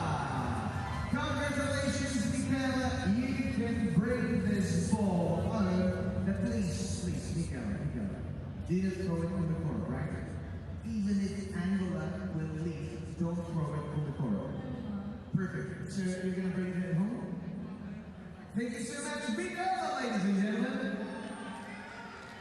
And we're about to start with another dance show that is getting ready, I hope, because we have a wonderful dance group, and the dance is proving for all those days here in America, that you in the Philippines is a really country full of black people. So, once again, the J9 Dance Show in your UPs.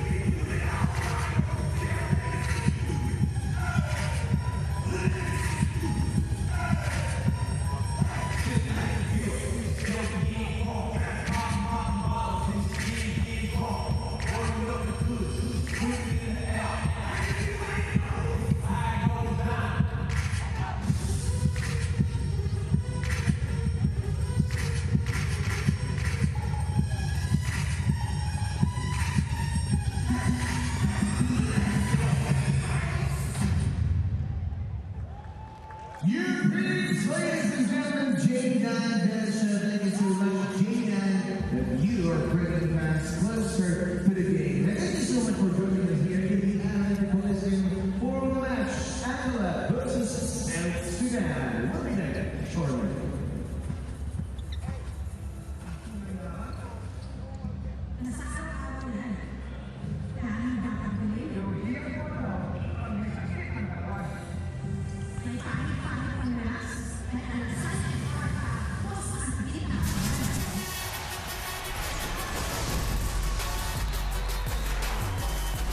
Way in the flush.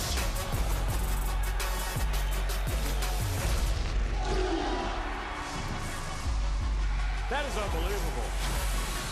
These guys will be legends in their own country, but also in the international basketball world forever.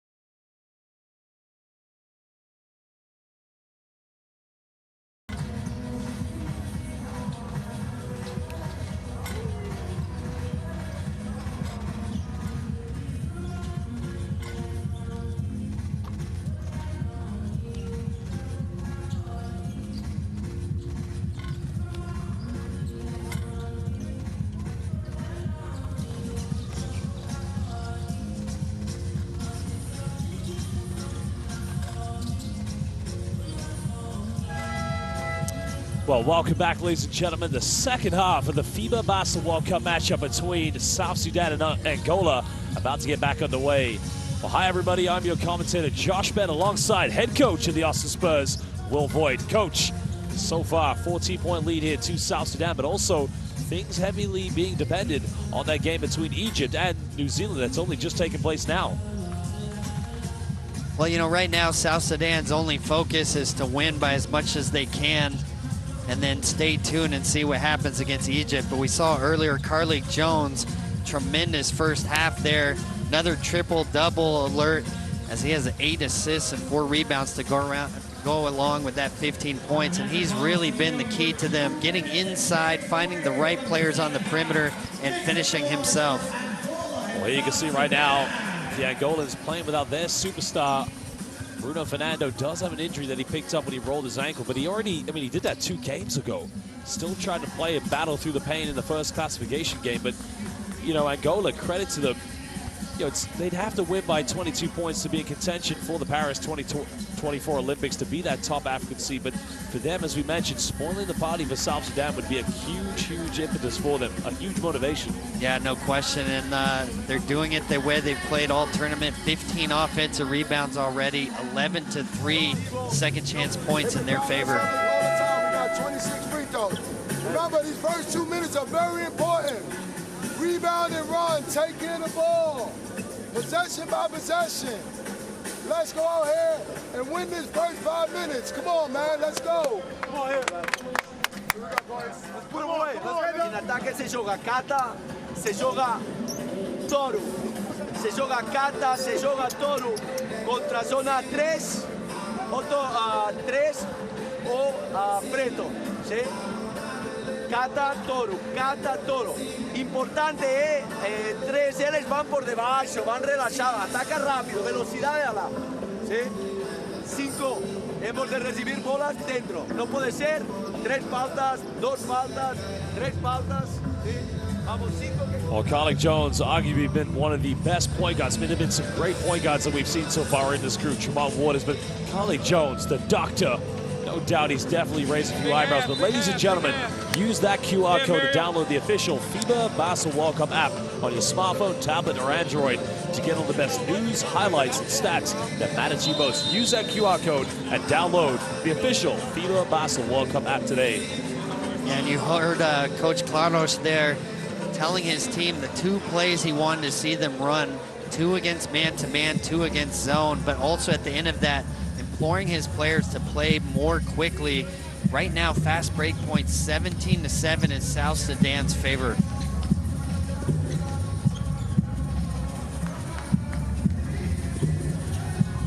South Sudan will have the first possession. Angola coming out on the floor with Leonel Paulo, Shilde Dundao, Gilson Bango, Sylvia De Souza, and Francisco of Benfica.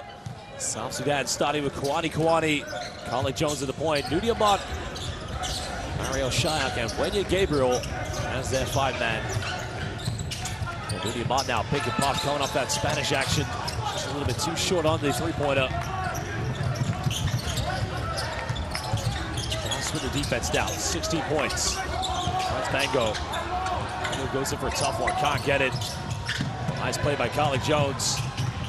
Finds Nudi Amat. And Mario Shayak finishing again, an easy one. Tough transition finish there by South Sudan. Yeah, beautiful fast break there from Carlik Jones. Came up with the loose ball and at the end delivered the ball to Amat, setting things up for the finish. 16-point lead to South Sudan. Dundao finding Leonel Paulo. Paulo going in with a reverse slam, and the veteran delivery there for the Angolans. An interesting adjustment. South Sudan going over the ball screens on Dundao right now to start this half. Kwani had the 3-pointer. Probably could have gone for the layup, but decided to kick it out. Getting a handoff. Trying to go for the strong putback. Gilson Bango, offensive board, no foul called. Goes up, and again, Wenya Gabriel just doing enough. Carlik Jones just stepping out of bounds on the follow-up. So fresh 14 for Angola on the baseline. And you see here Jones coming up with the loose ball, leading the fast break here perfectly. You see Amat with the beautiful dump off to Shayak there. Foul is going to be called Not sure they called this one on.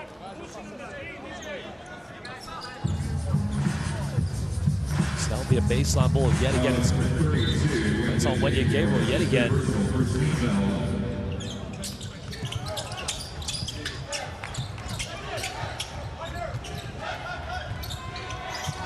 Down coming up on ball street with De Souza. Trying to split the defense down. Puts him a tough one. Can't get it.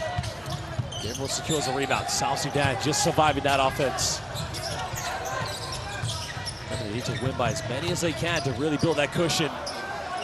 Currently, Egypt trailing by 8 points to New Zealand. That's a positive for South Sudan. As there you can see, Dr. Jones making it now a 17-point ball game yet again. Well, what can this man not do? We've seen it all on display in this game. The three-point shooting, the rebounding, the passing. Unbelievable game so far for Carlik Jones. Angola trying to find Jilson Bango. Another foul is going to be called. I'm hoping that this is on Mario Shayak. No, it's on Wenya Gabriel. That's his 4th personal foul, so Latch coming in the game. There's a three-pointer by Dr. Jones. Sniper action from the Duck. And first time we're seeing Kaman Malawach, the youngest player at this World Cup tournament. Surprised we didn't see him in the first half. His size could really help them out on the defensive rebounds. They've given up 18 offensive rebounds so far to Angola. Now we're getting a handoff here with Shilde Dundal. Crossover, trying to split the defense. And a charge is going to be called against Shilde Dundal. He's out of control with the penetration. Sudan leading by 17. Yeah, nice job there, Shayak, to step in. They got Dundal a little bit out of control there on the perimeter. Shayak with the great help here. You see him definitely establishing position.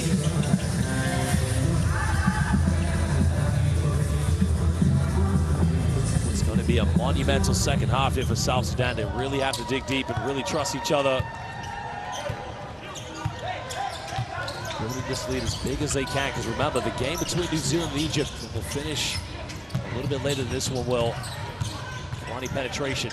Goes in for the tough one. It finishes off the backboard. Nice penetration by Kiwani. Yeah, beautiful kick out there from Jones. And South Sudan has made a nice adjustment in this game, looking to attack these aggressive closeouts rather than settle for the contested three-point shots.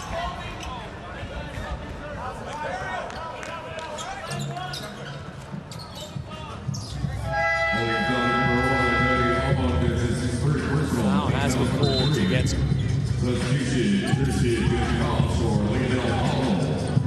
That's a nice finish there from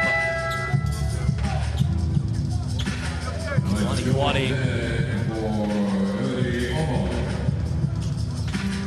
So baseline possession coming up here for South Sudan.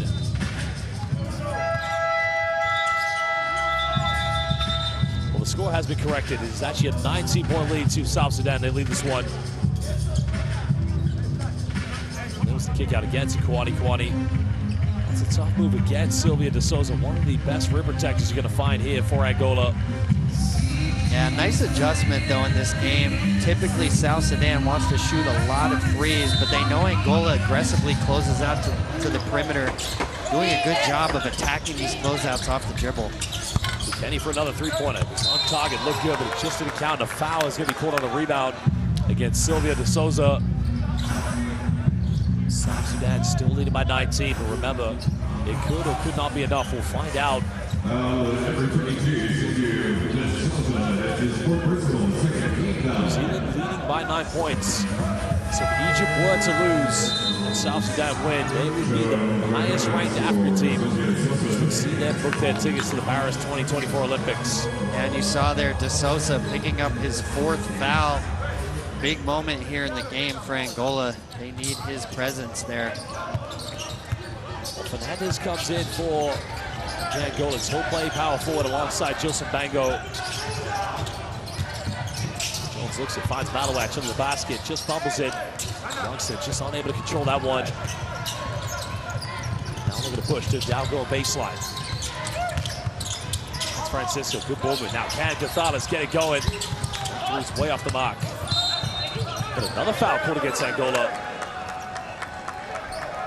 I think this one's going to be called against Francisco. Coach, both teams just lacking a bit of discipline here on the box outs. Well, those are the shots you've got to make if you're Angola. Really nice ball movement there. Got the kick out to the top of the key to Kenny Gonsalves, just unable to knock it down.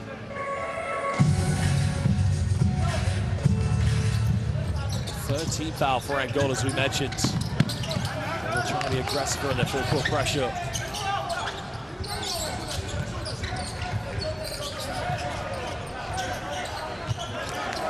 What was full there if it's a plus 20-point win here for South Sudan? And that means if it is.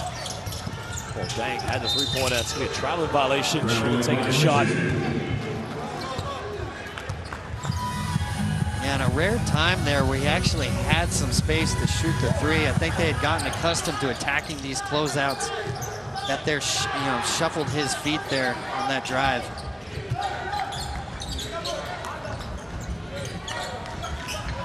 Big possession now for Angola. What was at stake here for the Angolans? Dow kicks out. Francisco had the three. Good defense again by South Sudan. They can push this one. Mario Shayak just out of control there. That's Jones. Corner. Shayak three. Takes it. Got it! And that's a big three-pointer. Mario Shayak on the follow-through. Incidentally, slapped the referee on the head there.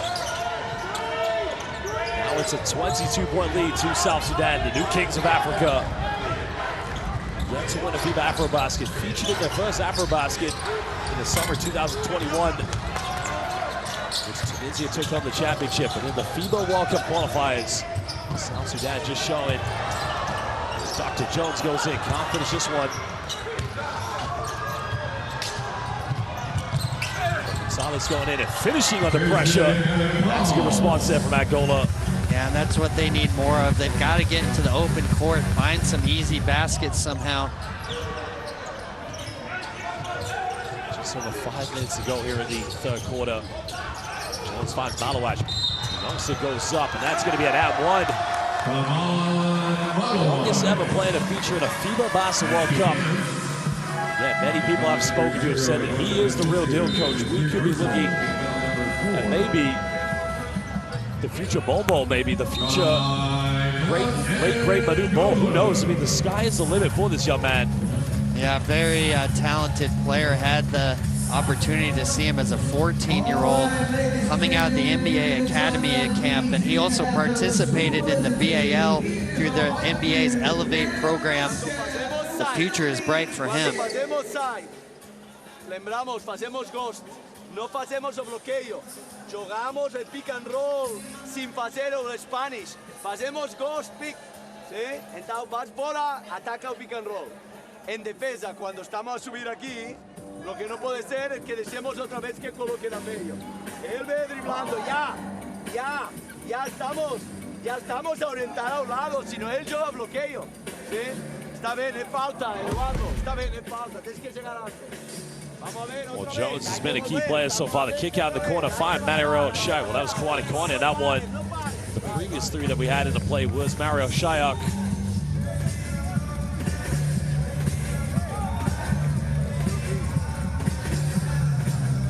Yeah, Carlik Jones finding his players every time he comes into the paint. He's really established himself as one of the elite point guards here at this World Cup. Of course, setting history here at this FIBA World Cup. And there you can see another double-double. That's his 4th consecutive double-double here in FIBA World Cup games. That is a record book, I believe, Coach. Yeah, first time ever that we've seen a player accomplish that, as you see right there. Well, 3 FIBA World Cup games this season, but, you know, top of the game where he didn't feature that much, and that was against Serbia, but, you know, you just know how great a player he is. First player to reach 10-plus assists in 3 FIBA World Cup games. Yeah, and on the lookout here for the first triple-double.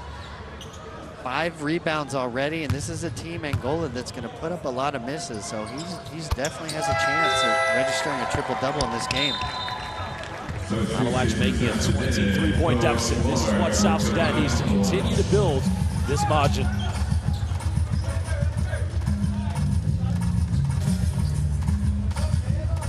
Well, New Zealand currently leading by 5 points against Egypt.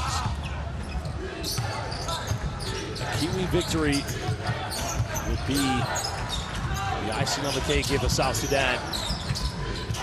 Egypt, all they would have to do is try to win by at least 2 points less, whatever the margin South Sudan are to, if they are to win, that is. The game is definitely not over.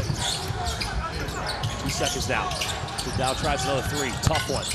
Kanki, this is going to be an over the backcourt. No, I think they're going to call this against Deng, I believe. So that's the 4th and final team. No, maybe on Peter Juff.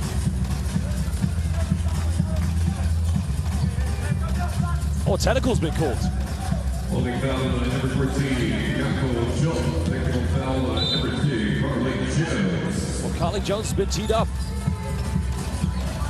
And you can see Jacques there, no vision on the ball. Oftentimes you're going to get called with blockouts like that, and afterwards Carly Jones just a little frustrated, the slap of the basketball there. And it's those actions in international basketball that really draw the attention of the officials, something Carly Jones isn't used to playing back in the United States. Yeah, just not adapting, taking that time. I mean, no doubt his skill set and him as a player and how he works with his teammates. It's been a quick transition for Carly Jones because, I mean, he's dominated from game one. But it's just little finite things, as you mentioned, adjusting to the referees. I mean, look, we have 3 of the very finest referees in the business. Carlos Peralta, Gato Salins, and Luis Castillo. Just understanding the culture is just one step further for Carly Jones. I mean, he's a great player. There's little things that we can criticize about him. But even every great player, there's just something they need to improve just a little bit better. Well, he'll learn as he gets more experience on the international level, but the biggest thing there is that the technical foul applies to his personal foul. So that's now 3 personal fouls here as you see Coach Ivey taking him out of the game. That's probably a good change there for Coach Ivey. Definitely, they need to build this margin as big as they can. Salas trying to penetrate, pulls up in mid-range. Just can't get anything to drop so far. Foul with a rebound. Sunday Detch into the game for South Sudan. 22-point lead to South Sudan. Shy of penetrating, finds Sunday Detch. Detch trying to go all the way to the basket, hangs in the edge, just can't get it. Goes out of bounds, but that will be South Sudan ball on the baseline. 4:11 to go here in the 3rd quarter, Coach. Yeah, nice job there of South Sudan, keeping that ball alive, giving Angola a little bit of a taste of their own medicine there. Trying to find Peter Jock. Pulls up in mid-range. It's just a little bit off to the right. Egypt have cut it down to a 3-point ball game here against New Zealand. That's at the Mo Arena. Patience needs to be the build-up here for Angola. It's a good penetration, but a poor pass. Find Makonda. Makonda going to the basket. Strong move. Gets one. He'll go to the charity stripe. A 3-point play, potentially cutting this down to a 19-point deficit for Angola. Yeah, nice take there from Makonda, but you see the frustration of Coach Ivey. He wants his players to contain these guards, make them beat them from the perimeter. That time, Makonda able to get around his defender with a beautiful finish and one. Mario Shayak will go to the bench, take a breather.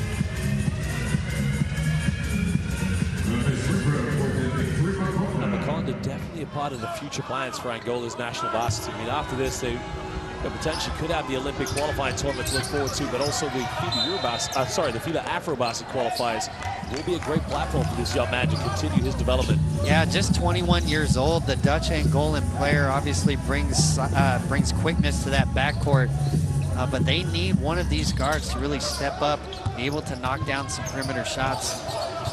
Coach, you know, what's going to be so exciting for these two teams, the FIBA Afrobasket qualifiers. And look, all you have to do is look at the success of Latvia here. Is now another turnover. Well, look out below now. It's going to be Gilson. Tango time. little bit of tango on defense, and in the end, it just became a bango. Well, here's a tango coming up with the steal. That's where you just have to say, obrigado to the big man. Thank you very much. Bango going in with a huge thunder dunk. South Sudan coach need to call this timeout to regroup themselves. Yeah, just a little undisciplined there over that last minute or so. You saw the penetration from the perimeter with Makonda, and now the turnover leading Angola to the leak out. That's the kind of easy baskets that they have to take away from this Angola team. Make them earn it from the perimeter.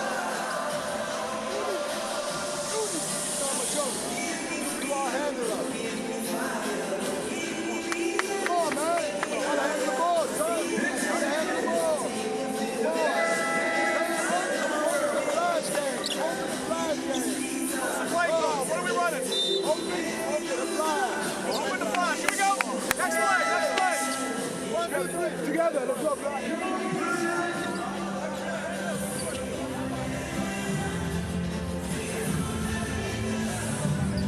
Yeah, you heard Coach Ivy there in that timeout talking about playing open to flash. Expect one of their bigs to flash into that free throw area, see if they can find some cutters, try to punish this Angola pressure defense. Well, it's interesting as well, when you take Carlik Jones off the floor, then, you know, you can see the vulnerability of the backcourt. I mean, look, you got Sunday Dech and Kwani, two magnificent players. You know, credit to Carlik Jones. He has just been very solid at keeping things under control in the backcourt for South Sudan. Well, he has been a huge addition to this South Sudanese national team. You can see what happens when he comes off the floor. Now this pressure from Angola really starting to bother South Sudan. Kwani here on the wing. Finds Sunday Dech. Dech now finds Kwani. Has to force up. Three is up. No good. Touch by Batley for the offensive boards. Better from South Sudan. Finds Penajok. Had the three-pointer. Now Nuni Amat trying to find an opening. Takes a tough one. Draws it. Doesn't get the ab one, but he'll go to the free throw line. Bit of a scrappy offense there, but, you know, credit to the heart of these South Sudanese players. Fighting for second chances. Yeah, well, you know, they created that second opportunity, but, you know, frustrating here from Angola. Not a lot of contact on that. Really come out with a lot of ball pressure. I think they sense with Carlik Jones on the bench right now, here's their opportunity to try to force some turnovers, see if they can speed up this offense a little bit, get them out of their comfort zone. This is a free throw. South Sudan now 21 for 28 from the charity stripe.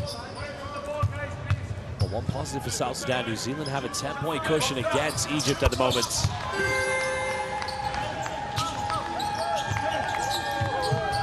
Those fans loving this occasion. 19-point lead here to South Sudan. English coming off one screen. And Fernandez will take on Coach Bar. Oh, it's a strong move, so Fernandez will go to the free throw line. That's where South Sudan have been very vulnerable.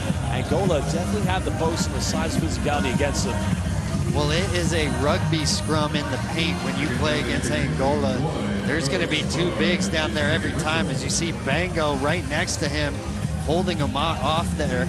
And that's how they want to play. They're going to try to grind you down in the paint, see if they can get extra possessions from rebounds, slowly chip away at this lead. Currently the Filipino fans on the left, you can just see over there, enjoying the occasion with the South Sudanese fans. Well, actually, you got Filipino fans supporting Angola and the South Sudanese fans chanting SSD back at them. I love that. That's brilliant. Yeah, it's great to see here. Filipino fans trying to rally this Angolan team right now, having some fun with the South Sudanese fans. I love that. That is brilliant. That's incredible. Of course, both sets of fans smiling at each other too. 17-point ball game. South Sudan again trying to make history to qualify for the Paris 2024 Olympics as the highest ranked African team here at the 2023 FIBA Basketball World Cup. Again, almost turned it over.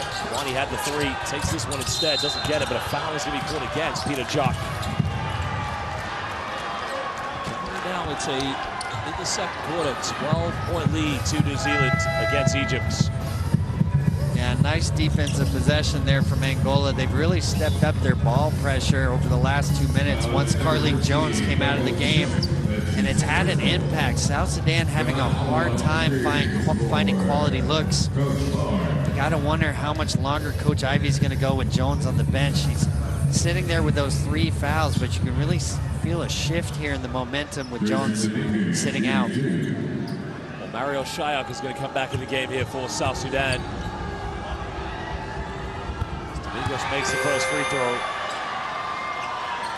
Filipino fans again cheering for Angola. Bruno Fernando turning around, saying obrigado to those Filipino fans, or maybe salamat, however you want to say thank you in which other language.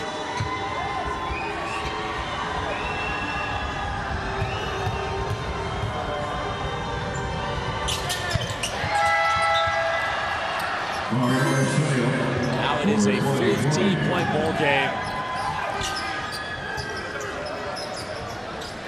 And you see the full court pressure here from Angola. See if they can force a turnover, try to find another easy basket. Shayak tasked with the point guard duties right now with Jones on the bench. Shayak finding it open, kicks out, finds Sunday Detch. Now we're at the 2 here in the third quarter. Detch goes straight to the basket, can't finish it, but the tip-in's still no good. Shayak, no foul calls. Angola's defense prevailing. Can they capitalize? Domingos finds Montero, another foul. So that's gonna be another trip to the free throw line here for Angola. So again, Royal Ivey taking no chances, bring it back in. Carlik Jones. Yeah, and I like this sub right now. You can really feel the momentum of this game shifting.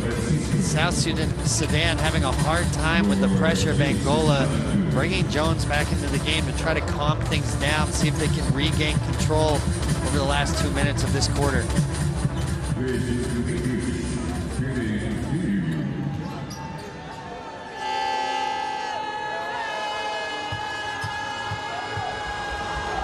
Jones' 3 fouls, he cannot afford to pick up a 4th one here.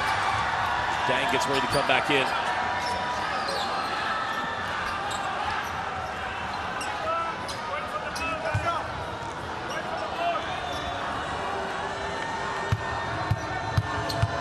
South Sudanese fans trying to put off Domingos, and now it is a 13-point ball game, 11-point turnaround here for the Angolans. And let's see how South Sudan handles this pressure now. Jones back in the game for them, where he's been so steady.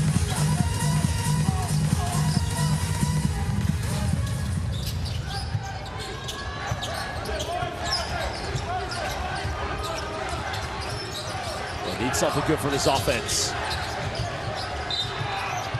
Fouls being drawn, so Carlik Jones, good chance for South Sudan to put some points on the board. He'll go back to the free throw line.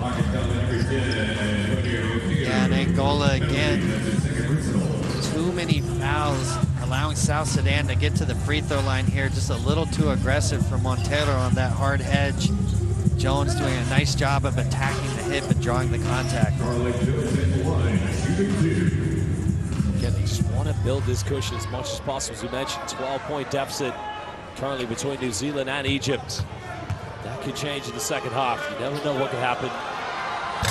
Jones makes the first free throw. That's the 30th free throw of the night here for South Sudan, making 23 out of 30. Well, I'm just amazed to see, just behind the Angolan bench, a group of Filipino fans enjoying the Angolan occasion and supporting Angola, but also taunting the South Sudanese fans on every play. Well, I think they're all doing it in jest. You see the laughing and smiling from both fans. And that's part of what makes this World Cup so special. Montero pick a block, getting the big three-pointer. Now it's a 12-point ball game. Feel the anxiety of these South Sudanese fans. Remember, if Egypt lose and South Sudan win, that's it. They will be the highest-ranked African team. Almost turnover, Malawach. Loose ball's got to go up with it. Big man finishing, and the youngest player in the FIBA Basketball Cup, showing his maturity. Yeah, big-time offensive rebound put back there from the youngster just when they needed it. Something to try to cool this run down. Oh, what a block there. Great defensive play by Deng. Now can South Sudan capitalize? Deng in transition finishes that one, a 4-0 run here for South Sudan. Angola trying to push the tempo as quick as possible. Could have been a potential 2-for-1 for South Sudan. If they can get a stop here on defense. Montero made his last three, goes for another one. Just can't get two in a row. Well, they're going to try and dribble this one down here for the last shot. South Sudan are in the penalty. Any fouls will send him to the free throw line. And you see the isolation here. Jones waving off the ball screen. Wants to do it on his own. Teardrop in the lane, doesn't get it. And that's the end of the third quarter. 1 quarter to go here. South Sudan leading by 16. Look at the block here from Deng. Just timed that on. I mean, there's a bit of contact, but getting going both ends of the floor by Deng. Yeah, and a nice response here from South Sudan. Angola had regained some of that momentum, had chipped the lead away. Jones comes back into the game, calms things down, able to extend that lead back out to 16.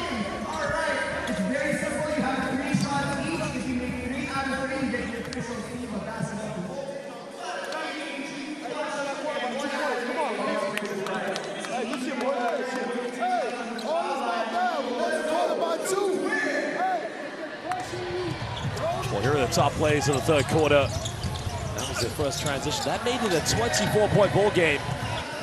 Now you can see Angola turning it around by 8 points so far here to begin the fourth. As we mentioned, in the game that has a lot of relevance, this one, Egypt currently trailing by 12 points to New Zealand. Egypt just have a +2 difference bet on the points difference, better than South Sudan.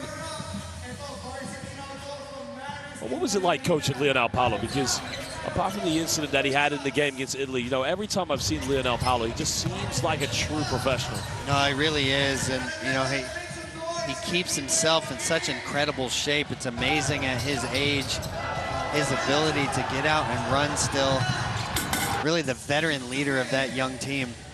Again, you speak with a lot of the Angolan players, they really look up to him. I mean, as you mentioned, a veteran leader, sort of a guidance, but use that QR code to get courtside 1891 to get the best stream, schedules, and scores. The official platform of FIBA, bringing you the 2023 FIBA Basketball Cup. Courtside 1891, get it today. Well, Deng came over that big block against Makonda at the end of third quarter, but you know, for Angola, they currently trail by 16. It's very unlikely they're going to get the 22-point victory in their favor, but you know, you start to feel the anxiety from South Sudan. Well, that's what Angola's ball pressure can do to you. You know, you saw when Jones was out of the game, their offense really struggling to get anything involved. Angola lives off of that, trying to force turnovers, get offensive rebounds, really junk this game up. Sosa unable to get the and one, but we'll get a chance at the free throw line.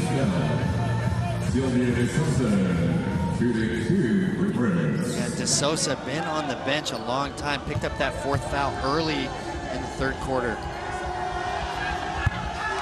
The free throws just need to be big here for both these two teams. Angola have only missed 6 free throws. South Sudan have missed 7. South Sudan have made 24 out of their 31. Something that's been the underlying factor in this game between both Angola and South Sudan. Makes the second one. 15-point ball game. Really the chance of SSD so far here for those South Sudanese fans. Jones going all the way. That's going to be a goaltending violation. Now it's a 17-point ball game. Yeah, and that's just too easy. De Sosa's got to do a better job there of walling off that drive. You see just the little reach in. Carlik Jones able to get all the way to the rim. English coming up on ball screen. Trying to run circles with Joseph Bango. Still about taking the three-pointer. Now they go down low here to De Sosa. Dow's made a few threes tonight and continues to pile on the pressure. He has been on fire, Coach. Well, they're going with the small backcourt of Domingos and Dundao. Let's see if South Sudan tries to exploit that on the other end. 4th three-pointer of the night for Dundao. Shooting 40% from the perimeter. Jones trying to go. Malawash, young player, wasn't ready.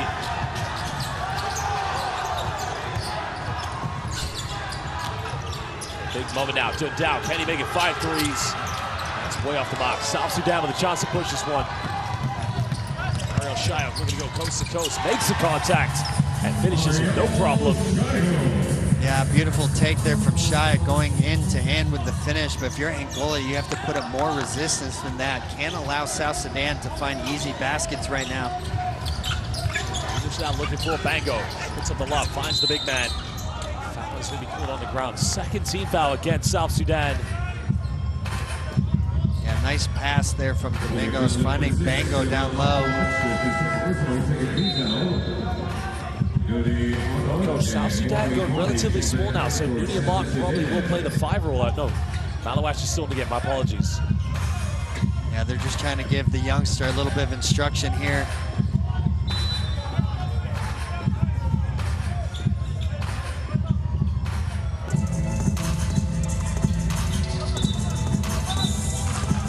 Malawash, there you can see Kwani saying, hey, no silly stuff now. Don't pick up a technical. We don't need it.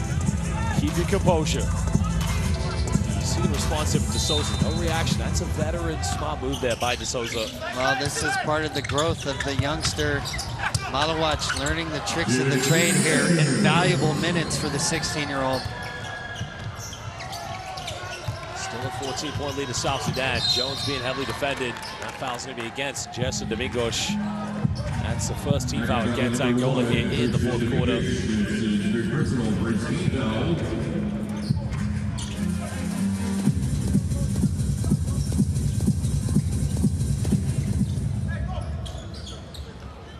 Well, we got to get the ball inbound. Finds a handoff with Mario Shayok.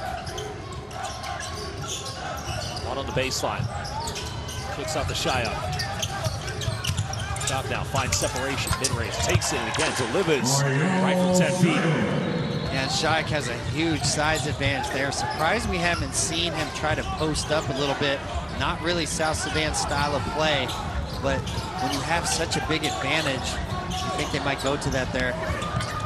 Again, De Souza, too big, too strong, and simply unstoppable anytime they get the ball in the post. Now you can see William Gabriel coming back into the game, and Royal Ivy saying it, look, you got 4 fouls. You can't foul out now. Shayok pick and pop, 3 is up, no good. Angola want to spoil the party here for South Sudan. At the end of this game, we won't know what the outcome is until the final whistle's played between New Zealand and Egypt. Now low, De Souza goes up, and again, he's got, oh, they caught a very late call there. Now a beautiful post feed from Domingos. De Souza using his size on the youngster. They're able to seal him off, but Domingos with a great delivery.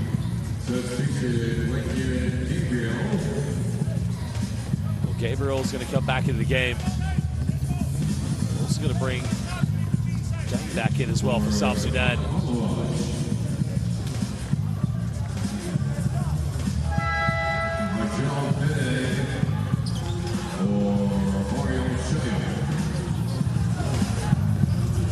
These are going to be big minutes now. Last 7-11 to go. De Souza's got to make his free throws here tonight. Makes the first one.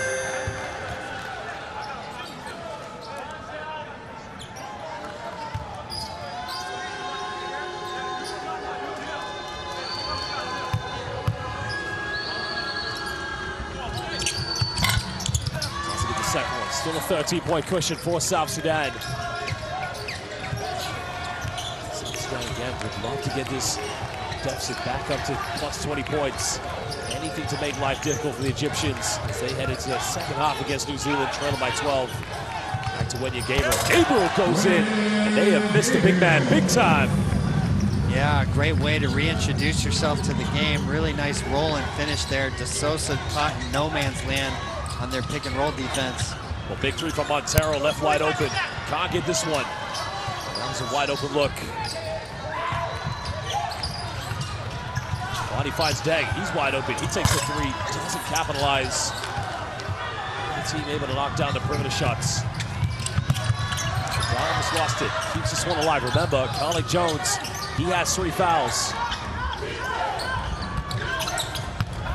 He's got to be careful here. Again, he can't commit another foul, but Same time, he can't just fall for the pump fakes, coach, as well. Well, really nice move there from Bango. Seeing the ball handling on display there, knowing that Gabriel had 4 fouls, went right at him. Finds Dang. Didn't quite get the catch very well in that. Nudiamont bumps in the lane, goes up, and Nudiamont getting cool as you like. The timeout's going to be called against Pep Claros. Both South Sudanese and Angolan fans anxiously watching on.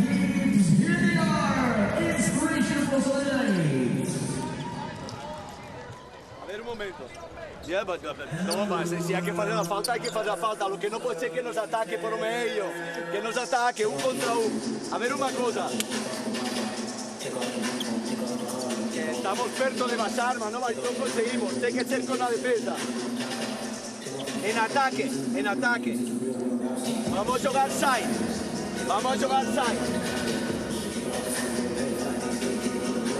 Wilson. Este es Silvio. Childe. Miras aquí, directamente. ¿Sí? Miras aquí, Silvio. Si no es claro, venés a jugar o pick and roll. Cuando vamos a jugar o pick and roll. Here's Joseph Bango coming up with a defensive stop and then turning it over with a big-time dunk. Now he's got to think, I'm guarded by Wendy Gabriel. Just keep attacking him, draw that 5th foul against him. Yeah, nice job of Bango there, really staying aggressive offensively, trying to see if they can pick up that 5th foul on Gabriel. But if you're Angola, you've got to force some turnovers now. Time is not your friend. See if you can get this tempo going a little bit quicker. See if you can get some steals, get out to that open court, and try to chip away at this lead. Double-double coming up for Joseph Bango. 10 points, 11 rebounds. He's been doing that all tournament long so far here in the 2023 FIBA Basketball World Cup. Well, that man made history today.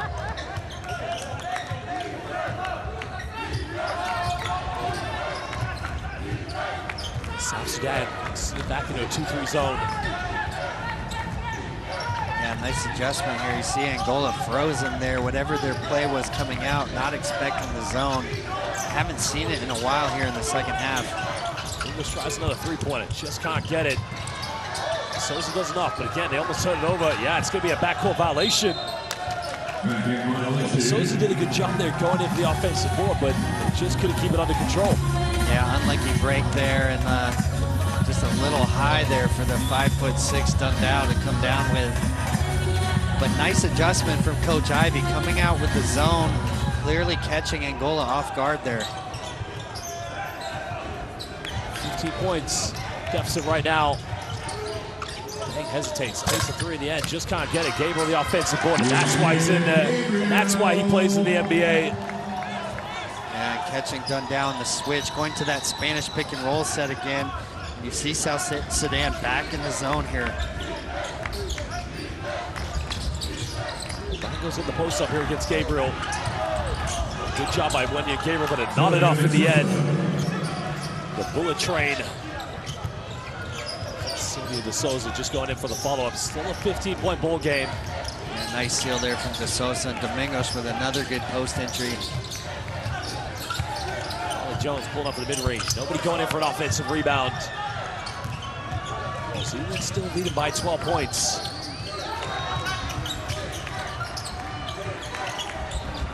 Montero left wide open, snaps at it. I mean, how much more wide open do you need to be, Coach? Yeah, and then that's been the struggles of Angola at this World Cup, just unable to knock down those threes. Teams able to stay in the paint, dare them to beat them from the outside. Jones is going to draw the foul. I think they were maybe going to call a trolley call there on Jones, but probably could have gone up with that one. He has the mismatch against Jesse Domingos. Well, Domingos clearly came down with a slap, I think. For Jones, was thinking about the kick out rather than the finish there.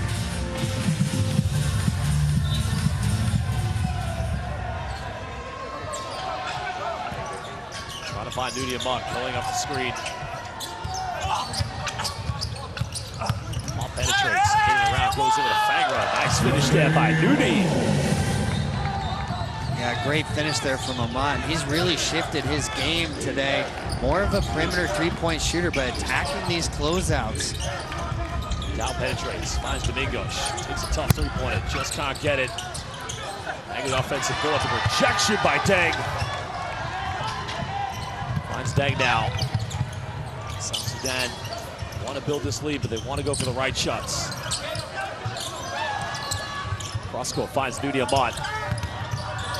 Turns it over, good defense. Missed the Euro step with a follow-up by Joseph Domingos. And you can see how infuriated Real Ivy is with his team. They did everything right there to put Shudi Dundao off the layup. Yeah, great hustle there from Domingos, not giving up on the play, picking up the miss there and laying it in. Jones down the middle, goes up, and Dr. Jones gets simply unstoppable. And that is why he's probably one of the best here at the FIBA Basketball World Cup. Yeah, and frustration there from Coach Claudos de Sosa with those 4 fouls, trying not to pick up the 5th, but in doing so, allowing Jones to get downhill there in that pick and roll.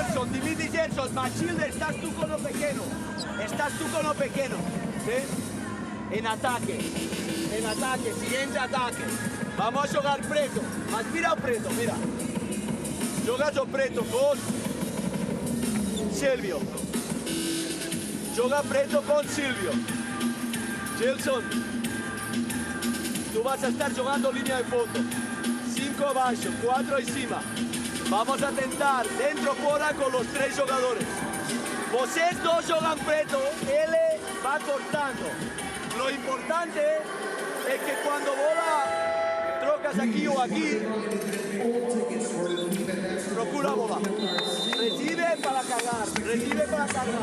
Si no hay nada, rápido fuera. Los matchups, no one-on-one.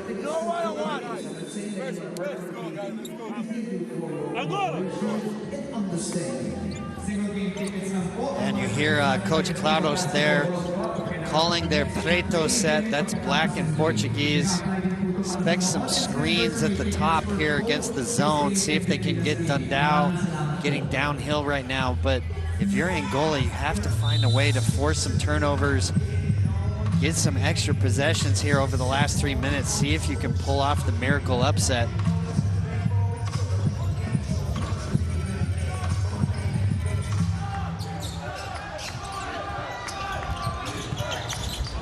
Big possession now here for Angola. Trailing by 17. Someone's looking to kick this one out. Finding Dundao. Around the defense, goes up, draws a contact. Doesn't he have one, but he'll go to the free throw line. Hey, let it go.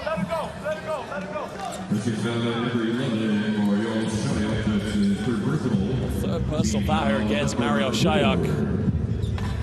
Just have to wonder, Coach, what could have been the difference if Bruno Fernando played in this game? Yeah, definitely disappointing for Angola that he was unable to go. And you can see Coach Ivy a little bit frustrated here. Dundao able to go by Shayak once again from the perimeter. You want to stay square there, make him continue to beat you from three-point line.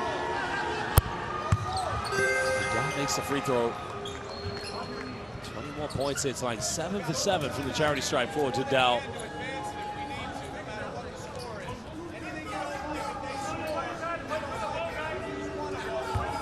2:47 to go here. He can cut this down to a 15-point ball game.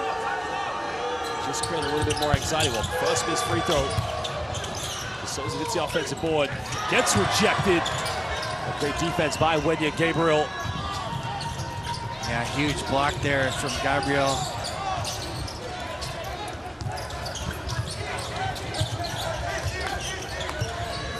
Trying to go for the post up. Dang's got the mismatch. It's going to be cool here against Makonda. That's the 13th foul against Angola. So baseline possession coming for South Sudan. Egypt have pegged it back. They're now trailing by 5 points here against New Zealand. Yeah, beautiful block there from Gabriel. And if you're South Sudan, you have to understand this. Even though you've got this game well under control, that point differential is going to be big. You need every point you can get here over the last 2.5 minutes. Three is up, no good. That goes out of bounds. That will go back to Angola. That's a great point you make, Coach. So only halfway through the third quarter. plenty of time for them to turn that game around against New Zealand. Depending what South Sudan win this game by, Egypt would just only have to win by 2 points less than that margin, more or less. Yeah, so, you know, obviously they'll be watching that score closely. Egypt needs to know, obviously trailing right now, but if they get in a position to win it, they need to know what that differential is.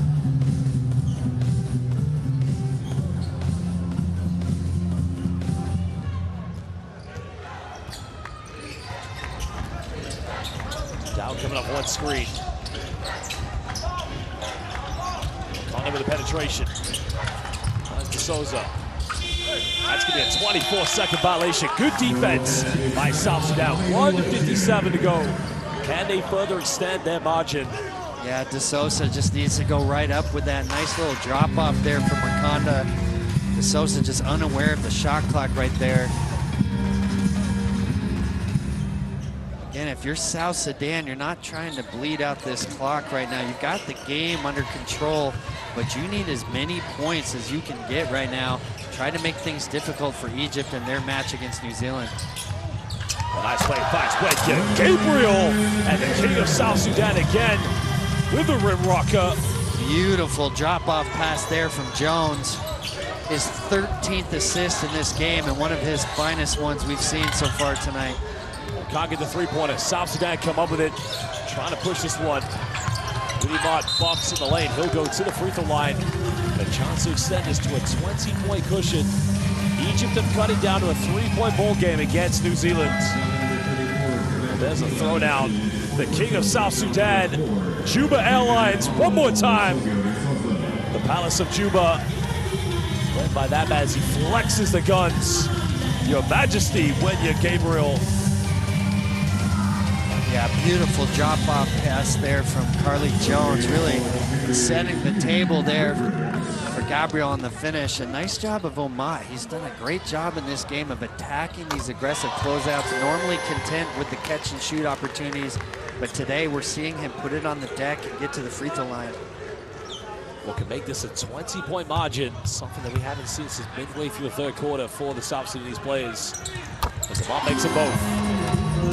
Every possession is going to be key here for South Sudan. Egypt now trail by still 3 points. And South Sudan in that 2-3 zone again. Down with a big three, just can't get it to drop. South Sudan, you just need to keep going here. Build the lead as much as possible. Shia, corner, three, takes it, got it! That's a huge three-pointer. 23-point ball game. All they need now is another stop, more buckets. Remember, Egypt would only have to beat New Zealand by 2 points less than the margin of whatever South Sudan wins. South Sudan trying to be the highest-ranked African team here at the FIBA Basketball World Cup to qualify for the Paris 2024 Olympics. Yeah, huge shot there, but a special moment. See if our cameras can come over and catch this. Leonel Paulo coming out of the game here for his last appearance on the Angola national team has been such an important player, so much success for Angola, and you can see all his teammates cheering, even the Filipino fans who've adopted this team in this game, giving Leonel Paulo the standing ovation right now. Well, definitely will go down. Let's listen now to Coach Royal Ivy. They taking a side out of balance. We in fist. The ball goes to the post. We coming up. You want to dig with that guy that's passing it. You want to rebound. Go blitz. Hey, They don't know how to make decisions. We're guard.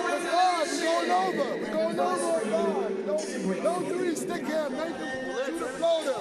Rebound. Go. Let's go, guys. Finish on three. 1, 2, 3.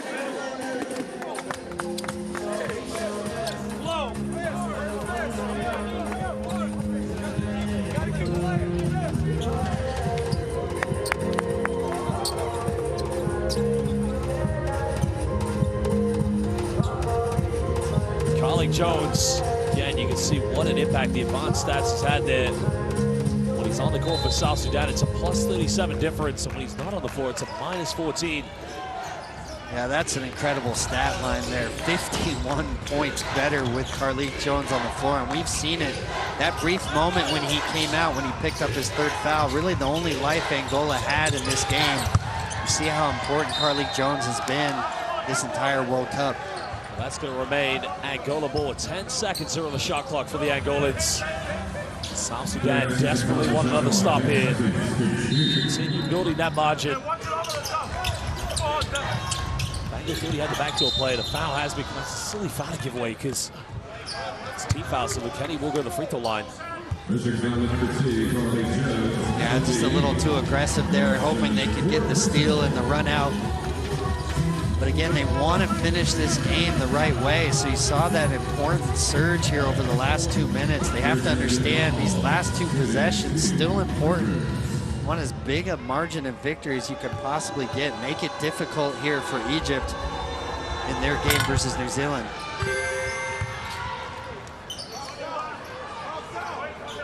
The free throw has been made by Lukeni. Makes them both. 21-point difference. South Sudan potentially could go 2 for 1 here. Something they should aim for. Jones going off the screen now.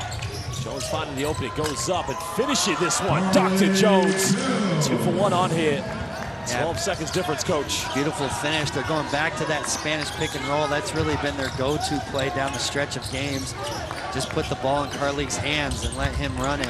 Well, he's going to make a three-pointer all game. When he makes one, it's kind of tagging into the South Sudanese players. But they need one final bucket. Something here to get them just a final bit of resting. Not getting no foul called. Try out baseline. Good block here. Finds Deng. Corner. 3. Can't get it. Gabriel with the rebound. And Dunia on the corner. Got to make this one. 3 is up. 3 is good. Good night, South Sudan. That is for you. Well, at the end of this one, it will be South Sudan who take the victory, 101-78. But they're going to have to wait just a little bit longer to find out what happens between New Zealand and Egypt. Could South Sudan be on their way to the Paris 2024 Olympics? Could they possibly be the highest-ranked African team here at the 2023 FIBA Basketball World Cup? Coach, what a game it's been here tonight. Yeah, well, South Sudan showing you why they've been the kings of Africa recently. All the skill on display from that man, Carlik Jones. Able to find his teammates 15 assists in this game to go along with 26 points, 7 rebounds, and he's really been the man that makes it go for South Sudan. You saw that difference in point scoring, plus 37 when he was on the floor, minus 14 when he came out. So you see what an important addition he's been to this national team. Well, phenomenal players. You mentioned it, Carlik Jones, but you know, big credit to that man there, Luol Deng, the former superstar of the Chicago Bulls, president of South Sudanese basketball, building a supporting team throughout the FIBA Afro-Basket and World Cup qualifiers. Those beautiful fans enjoying this occasion. They've been terrific throughout this FIBA Basketball World Cup. Yeah, no question about that. But, you know, credit to Fortune Solomon. He was the one that brought Carlik Jones into this mix. So Malcolm Brogdon initially was going to be their naturalized player, and then due to injury, unable to join. But it's hard to imagine a player having a bigger influence than what Carlik Jones has had with this group.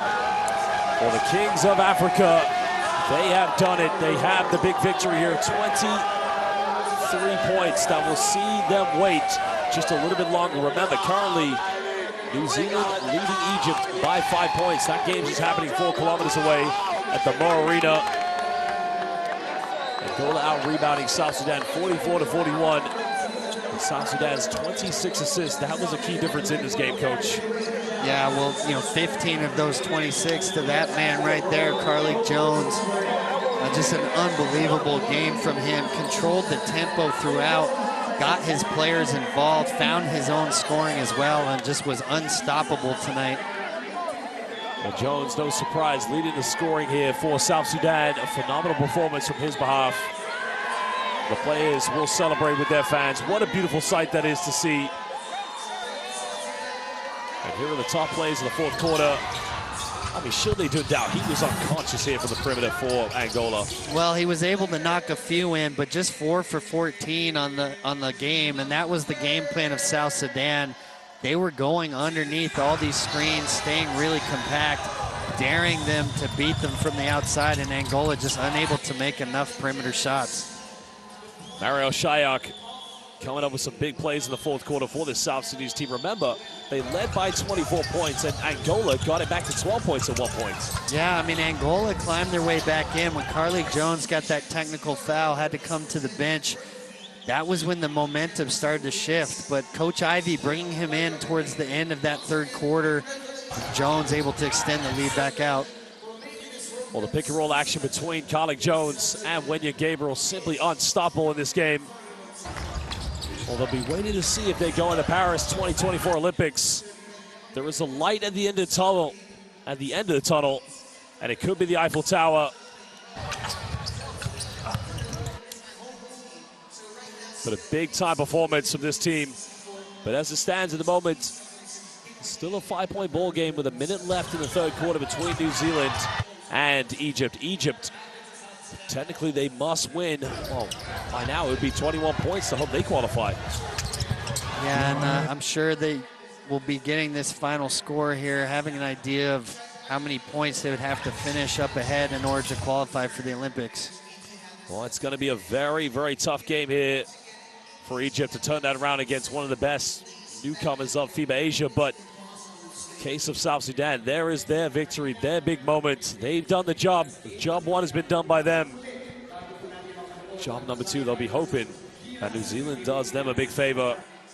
New Zealand wins, South Sudan will be the highest ranked African team at the FIBA Basketball World Cup.